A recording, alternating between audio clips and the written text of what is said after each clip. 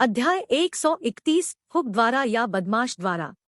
अनुवादक न्योइबो स्टूडियो, संपादक न्योइबो स्टूडियो। न केवल उन्होंने फुक ग्रुप की ऑर्डर बुक को सफलतापूर्वक सुरक्षित किया, बल्कि उन्होंने अतिरिक्त 7 मिलियन भी प्राप्त किए। क्या एक अप्रत्याशित लाभ। जैसे ही अनुबंध पर हस्ताक्षर किए गए, लो क्यूई और जू गुआनसोंग दोनों ने उत्साहित महसूस किया, जैसे कि वे एक सपने में थे। यह असली था, क्योंकि झांग होंगड़ा का प्रारंभिक रवैया बर्फ की तरह ठंडा था और वह लुओ की कार्यशाला से प्रस्ताव स्वीकार करने के लिए अनिच्छुक था। लेकिन शियाओ लुओ ने एक ही झटके में बाजी पलट दी। बिग बॉस, क्या आप इस बारे में गंभीर थे कि आपने अनुबंध पर हस्ताक्षर करने के बाद बॉस झांग से क्या कहा है? लो क्यूई ने उसके बगल में चलते हुए पूछा। वह अब जियाओ लुओ की पूजा करती थी। मैंने क्या कहा? उन्होंने कहा, आपने कहा कि जब तक वह 10 साल तक हर दिन 5 घंटे स्विंग का अभ्यास करता है, तब तक वह एक स्विंग से गेंद को छेद में मार सकता है। बेशक मैं गंभीर हूँ, अभ्यास सही बनाता है। हे जियाओ लुओ ने अपनी भौहें उठाईं और मुस्कराया। इसने लो क्यूई को और भी उत्सुक बना दिया और उसने कहा, अगर ऐसा है तो यही कारण है कि बिग बॉस सभी 5 गेंदों को छेद में मार सकता है। उन्होंने 10 साल तक रोजाना 5 घंटे गोल्फ का अभ्यास किया होगा। जियाओ लुओ सिर्फ मुस्कुराया और जवाब नहीं देने का फैसला किया। वह तकनीकी बातों को समझाने के लिए तैयार नहीं था और इसके अलावा वह सफेद झूठ के साथ आने के मूड में नहीं था।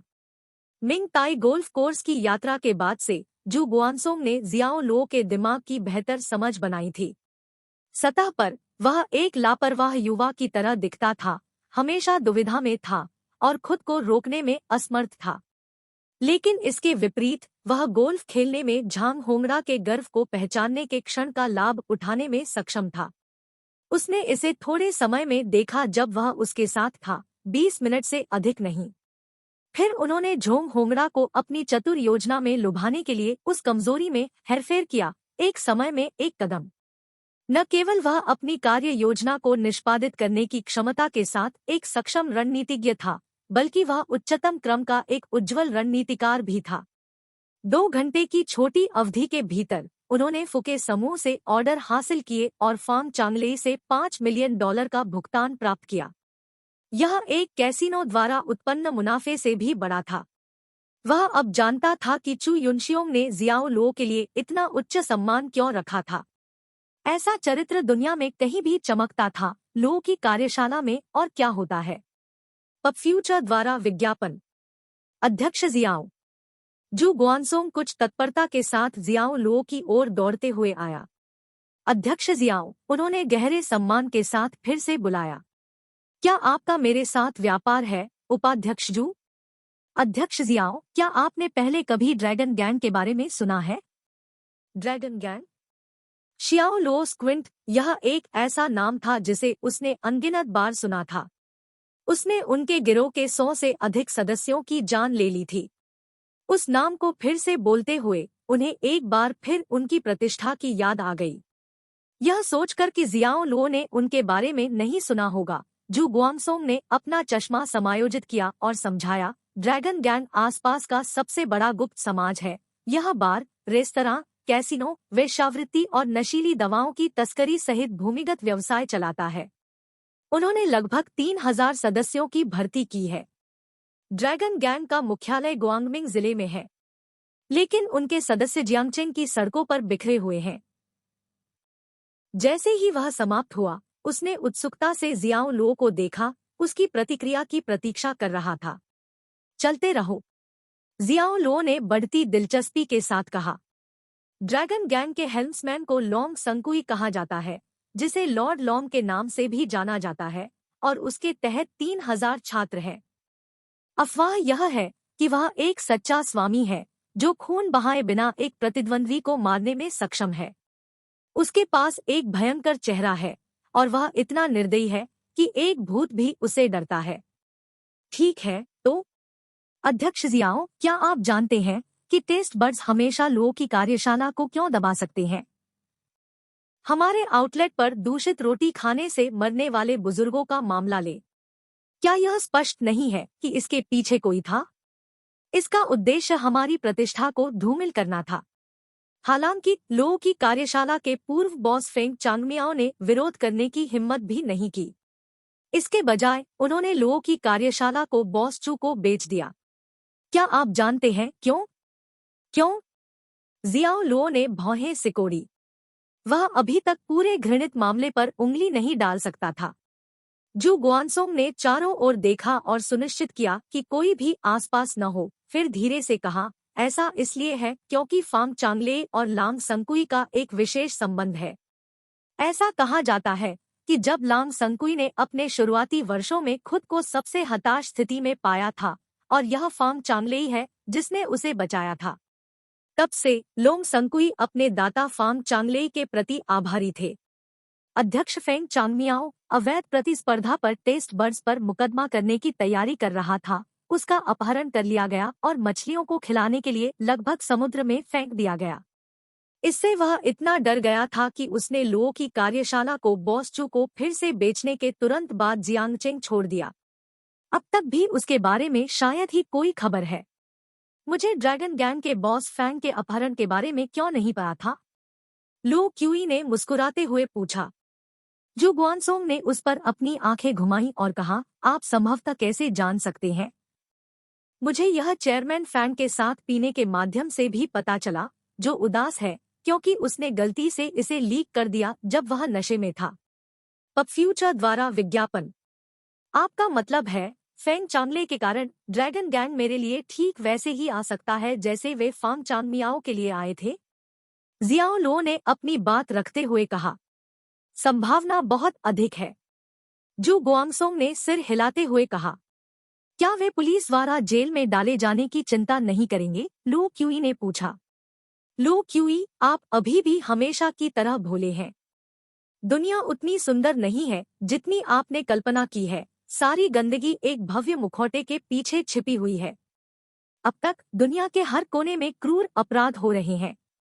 एक सिक्के के दो पहलू होते हैं, काला सफेद के साथ एक साथ आता है, जैसे प्रकाश अंधेरे के लिए है।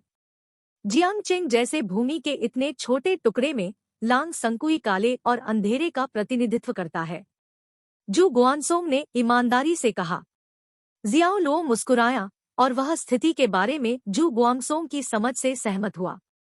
उन्होंने जू गुआंगसोंग को अपने कंधे पर थपथपाया और कहा, वर्तमान परिस्थितियों में हम बहुत कुछ नहीं कर सकते। चलो मुक्को के साथ लौटते हैं। इसके साथ ही उन्होंने कार का दरवाजा खोला और अंदर आ गए। चेयरमैन जियाओ, मुझे अभी भी लगता है कि यह सबसे अच्छा है यदि आप फांग चांगले के साथ सुलह करते हैं। हमारे जैसे सामान्य लोग ड्रैगन गैंग से निपट नहीं सकते, यहाँ तक कि सरकार भी उनका कुछ नहीं बिगाड़ सकती। उन्हें केवल अस्थायी रूप से नियंत्रित किया जा सकता है। ड्रैगन गैंग को बाहर निकालने से केवल उसकी जगह एक और गिरोह का उदय होगा। वर्तमान संरचना इतनी संतुलित और स्थिर है कि टर्फ युद्धों से बचा जा सकता है। सुलह करो? सुलह कैसे करें? क्षणिक संघर्ष विराम के लिए उनके साथ असमान संधियों पर हस्ताक्षर करके, जैसा कि बात किंग सरकार ने किया था। जियाओ लो ने यह सोचकर व्यंग्य किया कि जू गुआनसोंग के मन में क्या था। हम निश्चित रूप से ऐसा नहीं कर सकते कि अध्यक्ष फैंग एक शातिर व्यक्ति है। यहाँ तक कि अगर हम उसे आर्थिक रूप से मुआवजा देते हैं तो वह कभी भी मामले को शांत नहीं होने देगा और लो की कार्यशाला को धीरे धीरे नष्ट करने के हर संभव तरीके के बारे में सोचेगा। लो क्यूई ने अपने चेहरे पर एक गंभीर नजर के साथ कहा, मैं अध्यक्ष जियाओ की सुरक्षा के बारे में सोच रहा हूँ। आप क्या समझते हैं? जू गुआनसोंग ने डांट लगाई। HMPH, मुझे विश्वास नहीं है कि ड्रैगन गैंग जियांगचेंग में जनता को धोखा दे सकता है। यह सिर्फ एक गैंगस्टर समूह है। यह देश के कानून से ऊपर कैसे काम कर सकता है? लो क्यूई ने कहा। इंजन शुरू करो, हम कंपनी में वापस जा रहे हैं। शियाओ लो ने हाथ हिलाया और सीधे अपने तर्कों को काट दिया। ली जिमेंग द्वारा तैयार की गई कई दर्जन प्रमुख ग्राहकों की सूची के माध्यम से ब्राउज करने के बाद जियाओ लो ने कार्रवाई की एक योजना बनाई जो टेस्ट बर्ड्स पर दबाव डालेगी। फांग चांगले ने उसे नाराज कर दिया था, इसलिए निश्चित रूप से उसने फांग चांगले को एहसान में वापस करने का इरादा किया। इन कंपनियों से टेस्ट बर्ड्स को प्राप्त मूनकेक ऑर्डर की कुल राशि का मूल्य 30 मिलियन से अधिक था, सिर्फ एक पारंपरिक त्योहार से। उनके आउटलेट से दैनिक मुनाफे को जोड़कर पेस्ट्री उद्योग से रिटर्न आकर्षक था। जियाओ लो ने अपनी योजनाओं को तैयार करने के लिए अपने मालिकों की व्यक्तिगत कमजोरियों का उपयोग करते हुए टेस्ट बर्ड्स के प्रमुख खातों पर नियंत्रण रखने की योजना बनाई। उनके सहायक होने के नाते लो क्यूई, जो निकटता से काम कर रहे थे, आखिरकार अपनी चाल के बैट के साथ गति पाने के लिए आए। इन मालिकों के पास कुछ अद्वितीय शौक थे, जैसे कि कार रेसिंग, खेल, क्लबिंग और महिलाएं। जियाओ लो पहले उनमें से प्रत्येक की कमजोरियों की तलाश करेंगे। वे आसानी से अपनी योजनाओं में फंस जाएंगे, जैसे झांग होंगड़ा के पास था। उन कुछ लोगों के लिए जो ब्लैकमेल या धमकियों के आगे नहीं झुकेंगे, तो जियाओ लो अपने बच्चों का अपहरण करने का सहारा लेंगे। योजना को हुक द्वारा या बदमाश द्वारा अंजाम दिया जाएगा। कुछ भी अतिवादी नहीं होगा। अध्याय 132 झाओ मेंकी अस्पताल में भर्ती।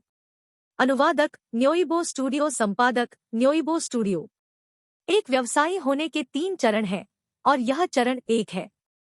यह बेईमानी से पैसा बनाने और विवेक और नैतिकता के खिलाफ जाने का प्रारंभिक संचय चरण है। जियाओ लो क्यूई को एक व्यवसायी होने के 3 मुख्य चरणों की व्याख्या कर रहा था, जिसे झांग दाशा ने पहले बताया था। मैं अभी चरण 1 में हूँ। टेस्ट बर्ड्स ने अनुचित प्रतिस्पर्धा शुरू की। मैं इसका जवाब उसी तरह दूंगा जैसे उन्होंने इसे शुरू किया था। आप अचानक भयानक हो गए हैं, बिग बॉस। लो क्यूई ने जोर से सोचा। चाल के साथ स्मार्ट, साहसी, व्यावहारिक, अत्यधिक सक्षम और सबसे महत्वपूर्ण, भयंकर। कोई भी तब तक नहीं बता सकता था जब तक कि कोई जियो लॉन्ग को लंबे समय से नहीं जानता था, फिर उसके गुण स्पष्ट हो जाते हैं। तो क्या आप अभी भी मेरे लिए काम करना चाहेंगे? जियाओ लो ने झुके हुए चेहरे पर हाथ फेरते हुए कहा। बेशक, मैंने जिस शब्द भयानक का इस्तेमाल किया है, वह प्रशंसा के लिए था, न कि बिग बॉस के वास्तव में डरावना होने के बारे में। लो क्यूई ने अपनी बात पर दृढ़ता से जोर दिया। एक प्रशंसा? कभी कभी मैं समझ नहीं पाता कि आप रचनात्मक लोग क्या कह रहे हैं। जियाओ लो ने मुस्कुराते हुए कहा, और उसका चेहरा चमक उठा। लो क्यूई मुस्कुराया। ओह ठीक है, उनमें से कितने बचे हैं? जियाओ लो ने पूछा। लो क्यूई ने फोल्डर खोला और सूची के माध्यम से देखा, फिर अपना सिर उठाते हुए उसने जवाब दिया, बस एक और, यह जियांग योंगचुन है, यिंगटोंग प्लास्टिक फैक्ट्री के मालिक। इस फेला से निपटना मुश्किल लगता है। क्यों? जियांग योंगचुन टेस्ट बर्ड्स का सबसे वफादार ग्राहक होता है। उसे विशेष रूप से कोई विशेष रुचि नहीं है, लेकिन केवल यह है कि वह सिगरेट और बढ़िया शराब का बहुत शौकीन है। वैसे वह अभी भी सिंगल है और महिलाओं में दिलचस्पी नहीं लेता है। किसी ने एक बार उसे करी एहसान करने के लिए महिलाओं को भेजा, लेकिन उसे उसके द्वारा खदेड़ दिया गया। लो क्यूई ने कहा। शियाओ लो बैकसीट पर बैठे थे और कार की खिड़की के फ्रेम के साथ हल्के से टैप कर रहे थे। वह भरा हुआ है, उसे किसी भी प्रकार की सिगरेट या बढ़िया शराब प्राप्त करने में कोई समस्या नहीं होगी, इसलिए ये उसे निपटने के लिए पर्याप्त नहीं है। हालांकि इसने मुझे थोड़ा आश्चर्यचकित किया कि वह महिलाओं में दिलचस्पी नहीं रखता है। जियाओ लो ने सोचा। तुम ऐसा क्यों कहते हो? लो क्यूई ने अपनी बड़ी आकर्षक आंखों से पलक झपकाते हुए पूछा। एक आदमी के लिए सिगरेट, बढ़िया शराब और यहाँ तक कि स्पोर्ट्स कारों से प्यार नहीं करना ठीक है, लेकिन उसके लिए सुंदर महिलाओं से प्यार नहीं करना असंभव है। यह मनुष्य की प्रकृति है, यह हमारे जीन में लिखा गया एक कोड है। जब तक एक आदमी सामान्य है, वह संभवतः सुंदर महिलाओं के प्रति आकर्षित नहीं हो सकता है। जियो लो ने कहा। पब फ्यूचर द्वारा विज्ञापन। यह सुनकर लो क्यूई शर्मा गया और जवाब दिया, लेकिन क्या बिग बॉस खुद सुंदर महिलाओं में दिलचस्पी नहीं रखते हैं? क्या मैं हूँ? जियाओ लो ने वापस पूछा। बेशक तुम हो। लो क्यूई ने अपनी छाती को ऊपर उठाया और अपने आकर्षक और चुलबुले पक्ष को उजागर करते हुए थोड़ा सा थपथपाया। उसका मतलब था कि जियाओ लो इसी तरह की प्रतिक्रिया देगा। क्या एक महिला को इस तरह के उद्देश्य के लिए उसके पास भेजा जाना चाहिए? जियाओ लो अप्रत्याशित रूप से शर्मा गया। ऐसा महसूस कर रहा था कि युवा लड़की उसे चिढ़ा रही थी। वाह बिग बॉस, तो आपके पास एक शर्मीला पक्ष है। लो क्यूई संक्रामक रूप से हंसे, उनकी छोटी सी खोज से बहुत खुश हुए। जियाओ लो ने खांसी के साथ अपना गला साफ करने का नाटक किया, फिर जू गुआनसोंग की तरह लग रहा था। उसने गंभीर स्वर में कहा, चारों ओर मूर्ख मत बनो, अधिक गंभीर बनो। रोजर टीही। लो क्यूई ने अभिवादन मुद्रा बनाई। जियाओ लो ने जल्दी से विषय को बदल दिया, पिछले विषय पर वापस जाते हुए, एक सामान्य आदमी सुंदर महिलाओं का विरोध करने में सक्षम नहीं होगा जब तक कि जियांग योंगचुन को वहां समस्याएं न हो। बिग बॉस, आप कह रहे हैं कि उनकी इच्छा असमर्थ है? ऐसा लग रहा था कि लो क्यूई इस सवाल को पूछकर बिल्कुल भी शर्मिंदा नहीं था, और अपनी बड़ी गोल आंखों के साथ उसने सीधे जियाओ लो को देखा, प्रतिक्रिया के लिए उत्सुक। जियाओ लो ने सिर हिलाया, पुष्टि की कि उसने अभी क्या कहा था। ऐसा प्रतीत होता है कि उन्होंने जियांग योंगचुन से निपटने का एक तरीका खोज लिया है। डिंग डिंग डिंग। बस उस क्षण एक परिचित नीरस अंगूठी ने चर्चा को बाधित किया। जियाओ लो ने जांच करने के लिए अपना फोन निकाला, और यह एक अपरिचित नंबर था जो उसकी संपर्क सूची में नहीं सहेजा गया था। जैसे ही उसने उत्तर बटन दबाया और पूछने वाला था कि फोन करने वाला कौन था, फोन कॉल के दूसरे छोर से एक जरूरी आवाज आई। उन्होंने कहा, वह क्यों नहीं उठा रहे हैं, वह क्यों नहीं उठा रहे हैं। हेलो, क्या यह जियाओ लो है? स्पीकर ने राहत महसूस की कि वह पार हो गई। यह एक औरत की आवाज थी। मैं हूँ, यह कौन है? जियाओ लो ने धीरे से पूछा। जल्दी से शहर से संबद्ध अस्पताल में आओ, मेंकी अस्पताल में भर्ती है, औरत ने बेचैनी से कहा। झाओ मेनिकी? जियाओ लो ने भौहें सिकोड़ी और एक सनकी मुस्कान के साथ कहा, आपको गलत आदमी मिल गया है ना? वह फांसी लगाने ही वाला था। पब फ्यूचर द्वारा विज्ञापन। लटको मत, मेंकी गंभीर रूप से बीमार है और डॉक्टर ने कहा कि वह इसे नहीं बना सकती है। वह अब कोमा में है और आपका नाम रोती रहती है। मैंने केवल उसके फोन पर संपर्क सूची की जांच करके आपका नंबर पाया। कृपया जल्दी आएं। लाइन के दूसरे छोर पर महिला चिंतित थी। वह लगभग ऐसा लग रहा था जैसे वह आंसू में था। जियाओ लो थोड़ी देर के लिए चुप रहा। कमरे का नंबर क्या है? जियाओ लो एक बेरहम व्यक्ति नहीं था। यहाँ तक कि अगर वह झाओ मेंकी के साथ रिश्ते में नहीं था, तो वह इस तथ्य को नहीं बदल सकता था कि वे कॉलेज के साथी हुआ करते थे। वह अब गंभीर रूप से बीमार थी और कोमा में थी, और उससे मिलने न जाना उसके स्वभाव के खिलाफ होगा। आईसीयू कमरा 306। झाओ मेंकी के ठिकाने के बारे में सूचित किए जाने के बाद जियाओ लो लटक गया, और वह अवाक था। मुझे ऐसा नहीं होता अगर उन्होंने झाओ मेंकिट को अपना नंबर इतनी जल्दी नहीं दिया होता, भले ही यह अनजाने में हुआ हो। अब उनके लिए इस बात को नजरअंदाज करना असंभव था कि झाओ मेंकी गंभीर रूप से बीमार थे और कोमा में थे। क्या कोई स्थिति है, बिग बॉस? लो क्यूई ने पूछा। एक दोस्त को अस्पताल में भर्ती कराया गया है। जियाओ लो ने उससे झूठ नहीं बोला क्योंकि छिपाने के लिए कुछ भी नहीं था। झाओ मेंकी उन कई लोगों में से एक थे जो उनके जीवन में आए थे और आखिरी नहीं होंगे। उसे पूरी तरह से काटने का समय आ गया था। वह नहीं चाहता था कि वह भविष्य में फिर से संपर्क करे। आप पहले कार्यालय में वापस जाएं। मैं एक नजर डालूंगा। एक गुलदस्ता प्राप्त करना याद रखें। मरीजों से मिलने जाते समय यह उचित बात है। लो क्यूई ने याद दिलाया। किस तरह के फूल उपयुक्त हैं? जियाओ लो इस तरह के मामलों से बहुत परिचित नहीं थे। अस्पताल में किसी से मिलने के दौरान फूल लाना उन्हें खुश करने के लिए होता है। यह देखभाल और चिंता को दर्शाता है, उनके सुरक्षित होने और जल्द ही ठीक होने की कामना करता है।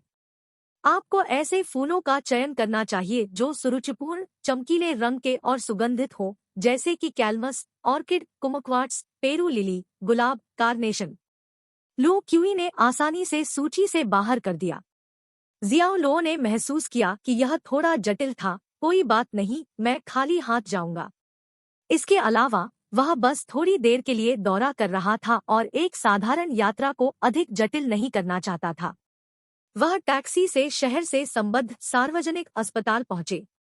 शियाओ लो सीधे आईसीयू रूम 306 में गए और दरवाजे को हल्के से खटखटाया। दरवाजे पर एक औरत दिखाई दी, उसका चेहरा लहराते बालों में फंसा हुआ था। उसने प्रत्याशा में पूछा, क्या आप जियाओ लो हैं? जब उसने जियाओ लो को दरवाजे पर देखा तो उसकी चिंतित आंखें चमक उठीं। जियाओ लो ने सिर हिलाया और कमरे में प्रवेश किया। वहां उन्होंने झाओ मेंकी को अस्पताल के बिस्तर पर लेटे हुए देखा। उसने अपनी नाक और मुंह पर ऑक्सीजन मास्क लगा रखा था। वह पीली लग रही थी, इसलिए उत्कीर्ण सुंदरता के विपरीत उसे याद था। उसे क्या हुआ? उसने निर्लिप्त स्वर में पूछा, जैसे किसी अजनबी से बात कर रहा हो। यह तीव्र एपेंडिसाइटिस है। डॉक्टर ने कहा कि उसका अपेंडिक्स फट गया है। यह जीवन के लिए खतरा है। उनकी हाल ही में आपातकालीन सर्जरी हुई है और उनकी हालत अब स्थिर है, लेकिन अनुवर्ती उपचार के लिए अभी भी लगभग 70 से 80 हजार की आवश्यकता होती है। लहराते बालों वाली महिला ने तुरंत जवाब दिया। वह उदास और तनावग्रस्त दिखाई दिया। हुआ है फेंग, उसके प्रेमी के बारे में क्या? जब वह बीमार पड़ गई तो उसने उससे रिश्ता तोड़ लिया। उसने उसे यह बताने के लिए भी फोन किया कि मर जाना बेहतर है, क्योंकि वह उसके इलाज के लिए एक पैसा भी नहीं देगा। औरत ने गुस्से में अपने होंठ काटते हुए कहा। जियाओ लो ने अपना सिर हिलाया और चिल्लाया, यह सुनकर कि क्या हुआ है फेंग, एक डॉचेबैग हुआ है फेंग को गुस्सा आया। अध्याय 133, सब कुछ बदल गया है। अनुवादक न्योइबो स्टूडियो, संपादक न्योइबो स्टूडियो। जियाओ लो उस ओर चला गया जहां झाओ मेंकी अपने बिस्तर में लेटा हुआ था, सो रहा था।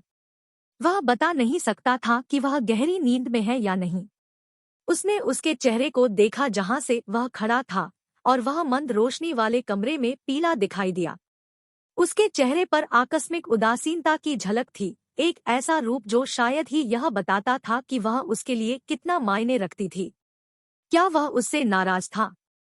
सच कहूं तो कुछ समय के लिए उन्हें कड़वा महसूस हुआ। वह विश्वास नहीं कर सका कि यह हुआ। वह इसे अपने दिमाग के माध्यम से अंतहीन रूप से चलाता रहा।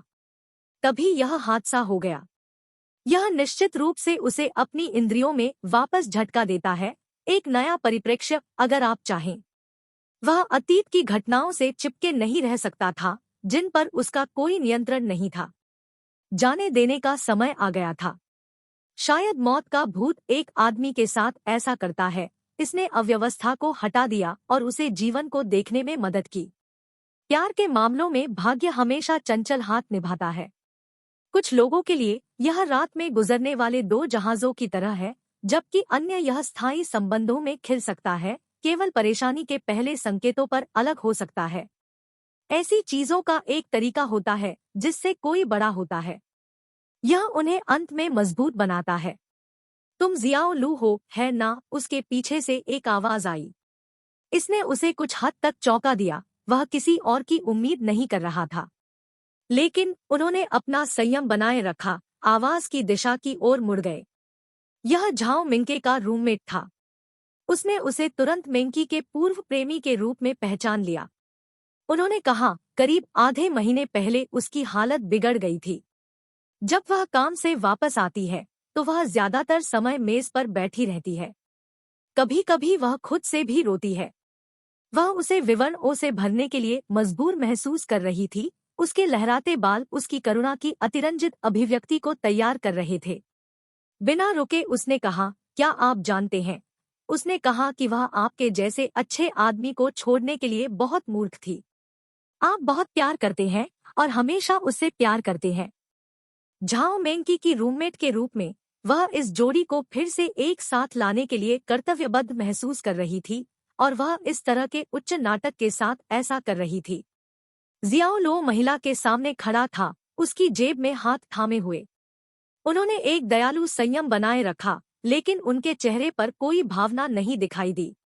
वह थोड़ा मुड़ा, अपने सिर को मेंकी की ओर झुकाया और धीरे से बोला, लगभग खुद से शुरू करने के लिए बहुत देर नहीं हुई है। उस प्यार को ढूंढे जिसे आप ढूंढ रहे हैं। उसने जारी रखने से पहले चुपचाप आह भरी। 2 महीने एक आदमी के असली चरित्र का पता लगाने के लिए एक लंबा समय नहीं है, कृपया मेरे बारे में भूल जाओ। झाओ मेंकी ने एक परिचित उपस्थिति को महसूस करते हुए हलचल मचा दी, लेकिन वह मुश्किल से अपनी आंखें खोल सकी। उसका ध्यान केंद्रित करने में थोड़ा समय लगा, फिर उसके गालों पर एक चमक लौट आई। वह बेहोश होकर बोली, क्या यह एक सपना है? यह बहुत सुंदर सपना है। वह अपनी सजा पूरी किए बिना भाग गई। उसने अपनी दोनों आंखें कसकर बंद कर ली, जैसे कि वह अपने सपने को खत्म नहीं करना चाहती थी। उसने सोचा कि वह भ्रम में है। क्या वह जियाओ लो उसके बगल में खड़ा था? मेंकी, यह एक सपना नहीं है। अपनी आंखें खोलो, यह जियाओ लो है। वह यहाँ है। महिला ने अचानक खुद को दोनों के बीच में खड़ा कर लिया था, स्वेच्छा से शांतिदूत की भूमिका निभाई थी। पब फ्यूचर द्वारा विज्ञापन। सच में? वह अविश्वसनीय थी, और उसने अपने दोस्त से लगभग गिड़गिड़ाते हुए कहा, तुम मुझसे झूठ मत बोलो, लिंगर। जैसे ही उसके गालों से आंसू बहने लगे, वह चिल्लाई, भले ही यह एक सपना हो, यह मेरे लिए पर्याप्त होगा। लो, मुझे आपको छोड़ने के लिए बहुत खेद है। मुझे बहुत खेद है। क्या करना है, इसके नुकसान पर? उसने अपनी आंखें बंद रखी, यह जानने की इच्छा नहीं थी कि क्या यह सब एक सपना था। उसके पास फिर से जियाओ लो के लिए साहस नहीं था। आपको खेद करने की जरूरत नहीं है। आपने सिर्फ अपना जीवन चुना है, और हम एक दूसरे के लिए कुछ भी ऋणी नहीं हैं। मैं आज यहाँ आपके सहपाठी के रूप में हूँ, और मैं आपको अपना जीवन जीने के लिए कह रहा हूँ जैसे आप चाहते थे, जैसा कि आपको करना चाहिए। हिम्मत रखो। लो, धन्यवाद। तुम सही हो। मैं भोली थी और मेरे पास जो कुछ भी था उसे मैंने संजोया नहीं। अब पछतावे के लिए बहुत देर हो चुकी है। उसकी आवाज टूट गई। उसने अपनी भावनाओं को खुले तौर पर व्यक्त किया। अगर मैं फिर से शुरू कर सकता हूँ, तो मैं आपको कसकर पकड़ लूंगा और आपको फिर कभी नहीं जाने दूंगा। बोलते हुए उसके चेहरे से आंसू बह रहे थे, और वह आंसू को रोकने के लिए संघर्ष करते हुए मुस्कुरा रही थी। खुशहाल और सरल समय की यादें चमक उठीं। वह लगभग मुस्कुराई क्योंकि उसने उस समय को याद किया जब उसने अपना पसंदीदा अंडा तला हुआ चावल तैयार किया था। उसे ऐसा लग रहा था कि मासूमियत के दिन अब बहुत पहले बीत चुके थे, और वह उस प्यार को नष्ट करने के लिए पूरी तरह से जिम्मेदार थी। यह वास्तव में एक कठिन सबक था। वह इसके लिए खुद से नफरत करता था। हम अब वही लोग नहीं हैं जो हम कभी थे, मेंकी। जियाओ लो ने धीरे से कहा। हाँ। झाओ मेंकी फूट फूट कर मुस्कुराए। चरमराहट। कमरे का दरवाजा खुला, और एक डॉक्टर उसके पीछे से एक कठोर शब्द के साथ झुका, तुम दोनों रोगी को आराम करने की जरूरत है। बहुत लंबे समय तक बात मत करो। जियाओ लो ने सिर हिलाया और झाओ मेंकी से कहा, अपनी अच्छी देखभाल करो। फिर वह दूर हो गया और तुरंत कमरे से बाहर निकल गया, बिना किसी पीछे की नजर के। वह विश्वास करना चाहता था कि झाओ मेंकी हुआ हैफेंग को छोड़ने के बाद फिर से शुरू करने में सक्षम होगा। इस विचार ने उसे राहत की भावना दी। जैसे ही वे कमरे से बाहर निकले, जियाओ लुओ ने मां लिंगर को एक यूनियन पे कार्ड पारित किया। इस कार्ड में $10,000 है। पासवर्ड 6666666। कृपया उसका ख्याल रखें। मां लिंगर ने भौहें उठाईं। $10,000, बस इसी तरह वह वास्तव में अमीर था। मेंकी निश्चित रूप से एक अच्छा कैच लेने से चूक गए। बस उसे मत बताओ कि जब वह ठीक हो जाएगी तो मैं यहाँ था। बस उसे बताओ कि वह भ्रम में था। पैसे के लिए आप कुछ पता लगाएंगे। जियाओ लो ने स्पष्ट रूप से कहा, जिसका अर्थ है इसका हर शब्द। Okay, alright. मां लिंगर ने स्वीकृति में जल्दी से सिर हिलाया। उसने अचानक अपने हाथ में यूनियन पे कार्ड का बोझ महसूस किया। पब फ्यूचर द्वारा विज्ञापन। एक। हेलो बॉस चेन, आपके आदेश जल्द ही होने वाले हैं। क्या आप उन्हें नहीं चाहते हैं? आप इसे सही नहीं कर सकते, बॉस चेन। मैंने आप पर भरोसा किया, इसलिए हमने अनुबंध पर हस्ताक्षर नहीं किए, लेकिन आप आदेशों को कैसे छोड़ सकते हैं? वे 1 लाख से अधिक मूल्य के हैं। फांग चांगले टेस्ट बर्ड्स में महाप्रबंधक कार्यालय से बोल रहे थे। जब उन्हें पुष्टि मिली कि दूसरे पक्ष ने आदेशों को रद्द कर दिया है, तो वह अपनी कुर्सी से कूद गए, एक डराने वाले स्वर के साथ अपनी आवाज उठाई। इससे पहले कि वह विरोध कर पाते, दूसरी पार्टी पहले ही उठ चुकी थी। उसने महसूस किया कि उसका गुस्सा बढ़ रहा है, यहाँ तक कि उसके रिसीवर से डिजिटल टोन भी पूरे कमरे में गूंज रहा है। ठीक है। Beep beep. ओ, जो मेरी पीठ के पीछे गड़बड़ कर रहा है। फांग चंगले नाराज था। उसने फोन को जोर से फर्श पर फेंक दिया।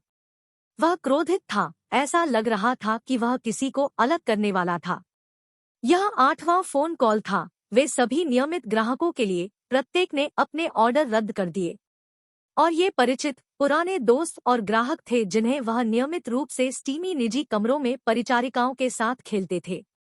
उन्होंने बहुत मजबूत व्यापारिक संबंध साझा किए। इसलिए यह वास्तव में परेशान करने वाला था कि उनमें से हर एक ने अपने आदेशों को रद्द करने के लिए बुलाया था। बिना किसी संदेह के, कोई स्वाद बर्ड्स के साथ गड़बड़ कर रहा था।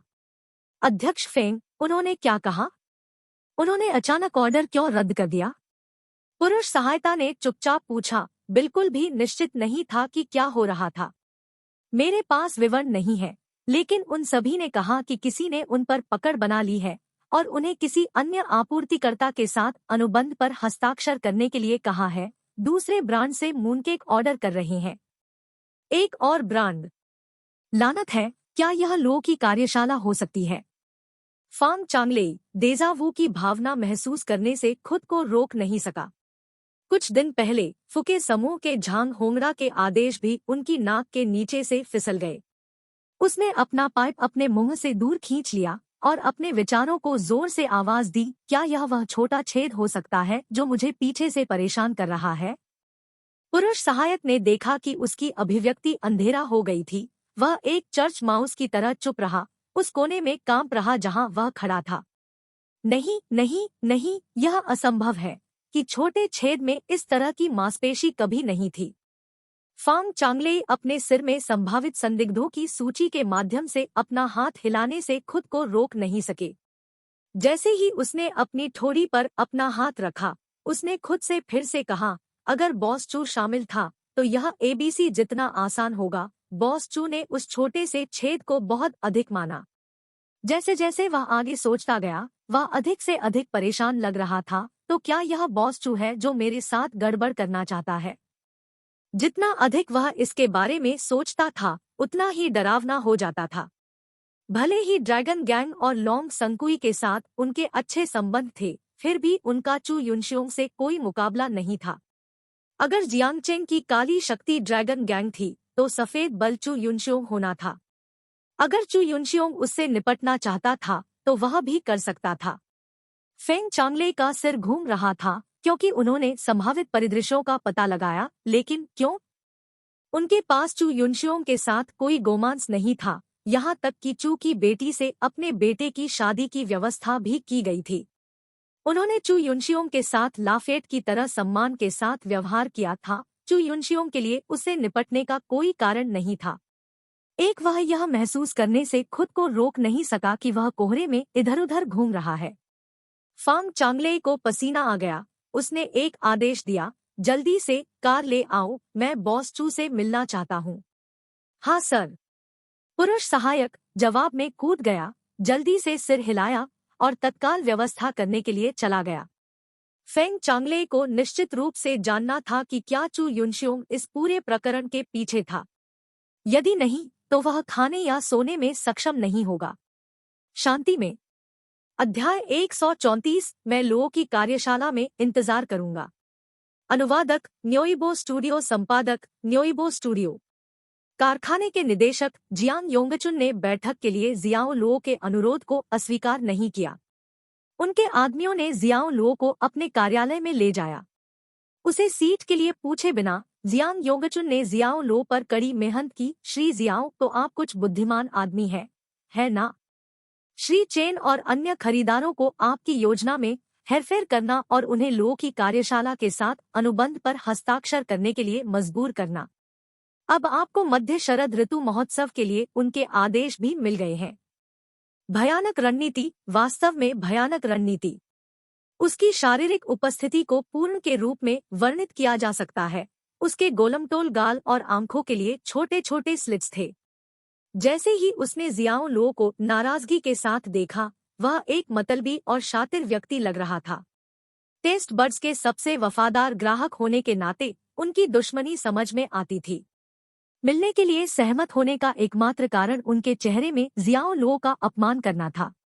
वह टेस्ट बड्स और फांग चांगले की ओर से अपना गुस्सा निकाल रहे थे, क्योंकि उनके साथ उनके करीबी संबंध थे। मिस्टर जियांग, आपको इतना शत्रुतापूर्ण होने की जरूरत नहीं है। मैं आज व्यापार के बारे में बात करने के लिए यहाँ हूँ।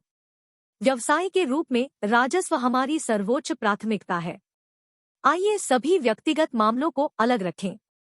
जियाओ लो मुस्कुराया। फिर उन्होंने लो क्यूई से अनुबंध लिया, इसे जियांग योंगचुन के सामने लहराया और धीरे से इसे अपनी मेज पर रखा। आप टेस्ट बड्स पर $500,000 के लायक क्या प्राप्त कर सकते हैं? आप हमसे सिर्फ $450,000 खरीद सकते हैं। जियाओ लो ने अपने व्यावसायिक तर्क से अपील करते हुए कहा, शायद 50,000 आपकी आंखों में कुछ भी नहीं हो सकता है, लेकिन यहाँ तक कि एक मक्खी भी कुछ लायक है, चाहे वह कितनी भी छोटी क्यों न हो, है ना? श्री जियांग, आप लो की कार्यशाला को अपने आदेश देने पर विचार क्यों नहीं करते? तुम्हें मेरा आदेश दे रहा हूँ? हास्यास्पद। मैं टेस्ट बड्स के साथ एक लंबा रास्ता तय करता हूँ। मेरी किताब में दोस्ती ऐसी चीज नहीं है जिसके साथ छेड़छाड़ की जाए। लो की कार्यशाला, आप मेरी आंखों में कुछ भी नहीं है। जियांग योंगचुन ने नखरे दिखाए, चिल्लाया। उसने अनुबंध को पकड़ लिया और इसे जियाओ लो पर फेंक दिया। मोटा दस्तावेज बीच हवा में बिखर गया और थोड़े समय के लिए कागज की एक उड़ान नाटकीय रूप से जियाओ लो के सामने तैरने लगी, इससे पहले कि वह उसके चारों ओर अराजक रूप से बस गया। देखते हुए लो क्यूई पूरी तरह से नाराज था कि जियांग अपने मालिक के साथ कैसा व्यवहार कर रहा था। जब उसने लो की कार्यशाला में काम करना शुरू किया तो वह घर के पीछे सभी प्रकार के पेस्ट्री पर शोध करती थी। लो क्यूई का शायद ही कभी बाजार में अन्य मालिकों के साथ कोई संपर्क था। अब जब वह जियाओ लो का अनुसरण कर रही थी तो उसने इन अमीर मालिकों के पात्रों की अधिक गहराई से समझ हासिल की थी।